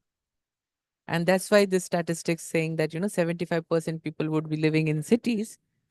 And how we are imagining cities is because we know those cities will be made by those people who do not have any nature-based education. For example, an architect who have studied how to design around nature, if he designs a city, I would like to go and live there. But if there's a architect who have no connection with nature-based education and has been designing just concrete things, I would not choose that. So nature-based education is not just part of, let's say, the food system or a little section. it can become part of every segment of our education system, whether it's architecture, whether it's engineering, whether it's transportation, whether it's navigation, whether it's communication. It could be used in a way that supports people to take that decision. Right now, there's no option for them to decide. And yeah, to you as well, if you would like to I understand that most of the population now live in the urban territories. And I understand that some maybe example of our education or indigenous people's education are not maybe so useful for them. But we must remember that, first of all, every person, he is a representative of mankind, and he must receive universal education and universal knowledge about nature. He must receive education to respect every language, every ethnic culture. He must understand that we have a biodiversity, cultural diversity, and it's neat and it's helpful to our mankind to be more sustainable. If you have only one or two culture, it's like a chair with only with two, for example, bases. If we have more legs, it's more our diversity. It's give this sustainability to our mankind. For example, we don't imagine that can be something happen, for example, with COVID. And we don't, and but now we every time think what's happen in the future. If we have one, for example, code of our health or genetic resources only without any diversity, it can be a big danger for all the mankind. Diversity of gene, diversity of cultures and others is a basis for sustainability of our mankind. I think so, maybe. I mean, that's such a beautiful answer that that's the universal education, not just nature education or formal or informal. That's universal education that everybody should be given, how to respect a difference, how to respect something that is not like me, but something different. I was just, while walking here, I was speaking to Winnie and I said that how important design is. If you take out the element of design from the COP, this COP would look like every other COP, and every other COP would look like this COP. There would be no difference for you to understand that that original personality that this COP is trying to create. So this COP has a different personality. The other COP had different personality, and that diversification came because that was respected. And that, for example, when we enter the COP, there's this nice music being played. So that gives us an experience. So the nature-based education is not just about educating about nature around us, it's also about educating the nature that I am.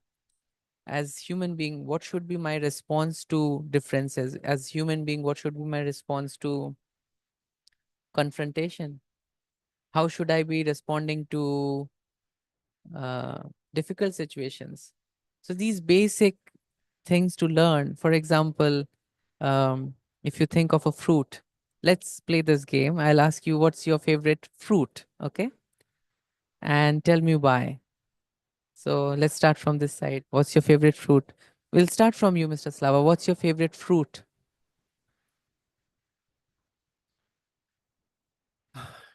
Till the 12th, I don't know the fruits. I prefer the berries. Yes, and maybe the strawberry not strawberry, but in the northern, like a strawberry, we have had, and it was my perfume. I would say I really love mango, but at the same time, I don't have mango all the time. I love to have blueberries just because of the taste, the color. It's very attractive. Yeah.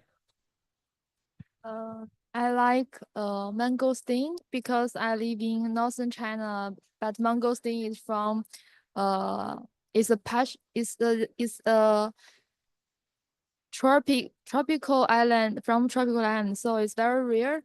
But while leaving my home, I choose blueberry or tomatoes because the good for eyes and good for skins. Yes. Before attending this talk, I would have said mango is my favorite fruit, but now I feel like my perspective has changed, and I feel if I say I have a favorite fruit, then I'm limiting myself because I've not tried every fruit in the world. So that itself is a lack of nature-based education. So I can't tell you what my favorite fruit is until I try everything.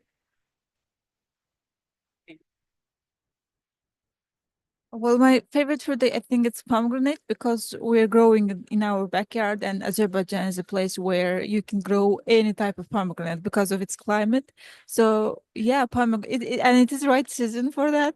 So yeah, pomegranates. Well, I also have a problem that may be the same because we haven't got many kinds of fruits because I was born in the Arctic region, and I also ate more berries. And now I'm trying to close this problem because I'm trying to try more fruits. Now I would say it's melon.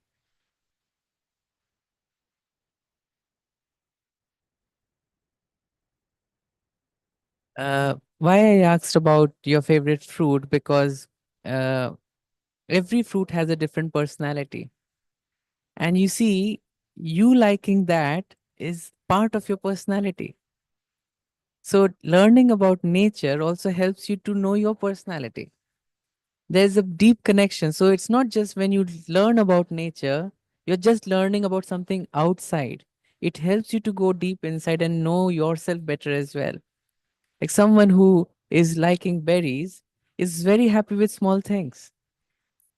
And someone who likes pomegranate is very okay with things that are concealed. They are not jumping open right now. And a pomegranate has so many things that you can offer to others as well. Once you open, you can offer it to so many others. So, and very well said that if I choose one to be favorite, then I'm really not doing justice to the thought that there are so much more else available that I haven't tasted. How could that one thing be my favorite? Very good thought. And we have Carolyn with us, who is one of our speakers. And because of some reasons, she couldn't join us earlier. But thank you so much, Carolyn, for coming. Because we'll be closing shortly, so I would request you to share your thoughts on why do you think nature-based education can help us adapt and build our resilience as individuals, as communities. And Carolyn is a researcher from Research Institute for Sustainability, Potsdam, Berlin. And she's also a member of Brahma Kumari's World Spiritual University. So welcome, Carolyn.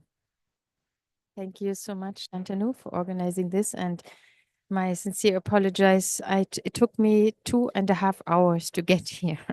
Usually it would be one, but yeah, so that's how it is.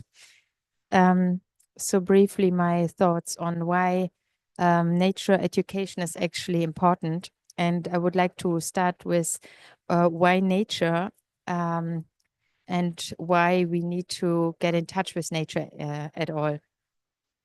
And so I guess you have been asking or thinking about this question the last couple of hours.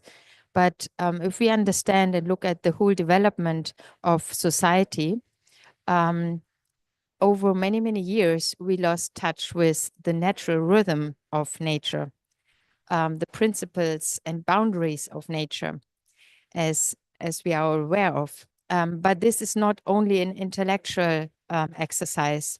It's something which is very subtle, actually. And many old cultures, which we have knowledge about or who are here representatives still have a natural connection, which we have lost. Those, when I say we, I'm talking about those who live in big cities and experience life more as a mechanical mass consumption life, I would say, stress life. And getting back into touch with nature requires actually a training and an opening of a more subtle perception again. And that's why the whole idea in brief of nature-based education is being in that space. So wherever we are in the context in which we are, the context in which we live bring with themselves a certain culture and values and way of life, you can say. And wherever we are, we should be more aware of that, because this influence is usually unaware. For example, here at the Climate Change Conference, there is a certain culture of being and working together. It's very official. People run around with suits, look very important and stressed. And this influence, this culture of being and working has an influence on us and also on our thinking. And it limits or determines also the quality of our decision making and the quality of how we relate and encounter. So the way we encounter other human beings, like with fear or with a certain separation or with openness and connection, and maybe even deeper connection and understanding, is the same way how we encounter nature. And so we may not be able to understand another human being anymore because we are so disconnected from others, in the same way we are disconnected from nature, and we don't perceive anymore how we are actually destroying our own living space, which is absolutely irrational. No normal human being would do that, but we are doing it, and we can only be violent if we are not in connection. Otherwise, we would be able to feel and have compassion for this being or life which we are at the moment destroying. But from a spiritual perspective, it's actually, we have to start even a step further, which is the connection with ourselves. And seeing our physical body as also being part of nature, we can see how we treat our physical body. For example, so many people run into burnout. How is that possible? We live in this body as beings. How can we not perceive that we are misusing our physical body, the way we give, the food we eat, the less time or the energy with stress and anger? The body is very receptive to that energy. So it's all the same patterns, which we can see on the level in our relationship with the self, with other people, and with nature. So the whole idea of nature-based education is about spending time in that culture, in that environment, in that context, so we can pick up again the patterns and the even energy of that culture and context we are in. The same way this stressy and noisy place here has an influence on us, when we go in nature, this also has an influence on us, and that shapes our decision making and our worldview. And there is a very wonderful man called Four Arrows, who wrote a book on, I think, something with no return or so, forgot the title. And he said the moment when agriculture began, our worldview changed. And the worldview which changed was that our relationship with nature was suddenly that nature became a commodity rather than a living system which is sensitive, which has its own right, and which we cannot just tap and grab from, but which we need to respect and need to understand. So that respectful relationship.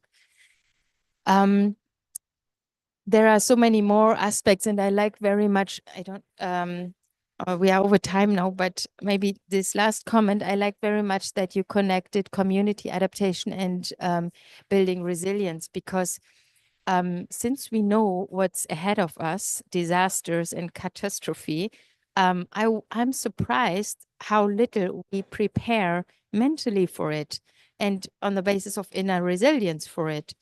Because we as individuals will not be able to go through this crisis in a very well way, but we need resilient communities.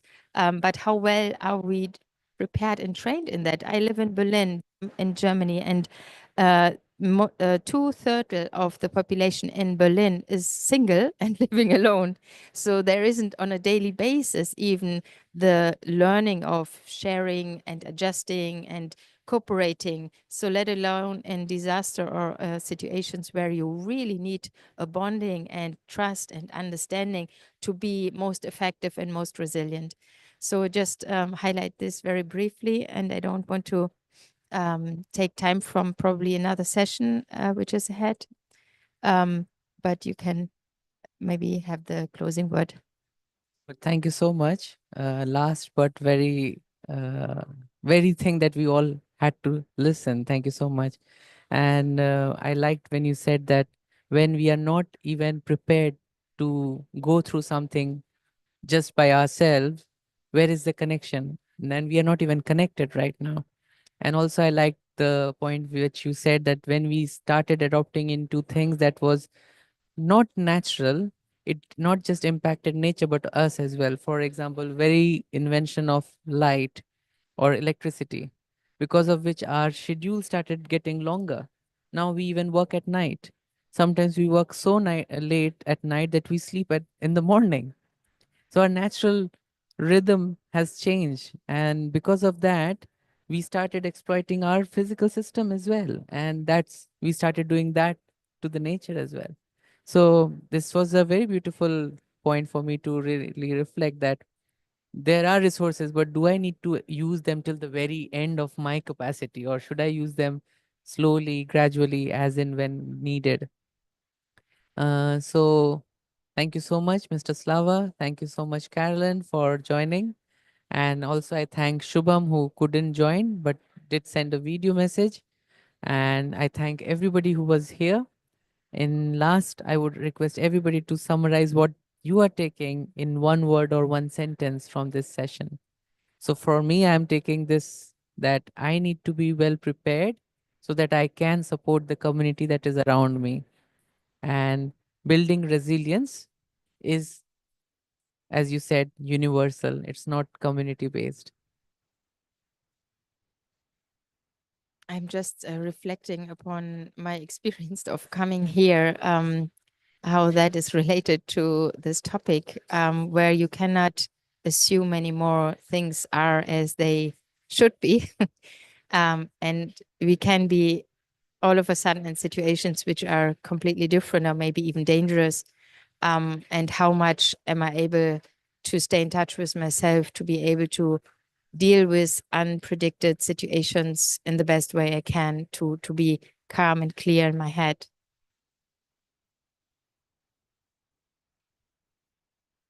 For me, maybe the main result is that we are one world and we live in one world. And we must help our world. For me, I would say realization that we have to do something different and step up our game and just be prepared and also connect with each other. I think human beings need to communicate with each other because as a nature, as a life, we need a association to connect with other beings.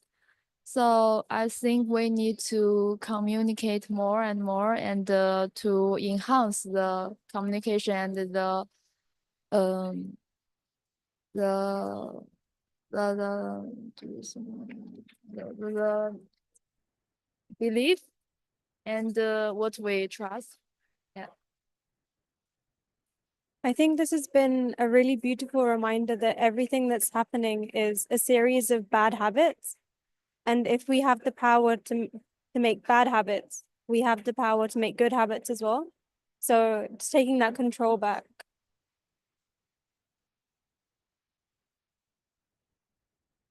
I think my major takeaway from this conversation is that there is no survival without nature, nature-based education, nature-based solutions, anything that is that includes nature in it. So no education, no any sector, any part of our life, we cannot survive without thinking and nature in mind.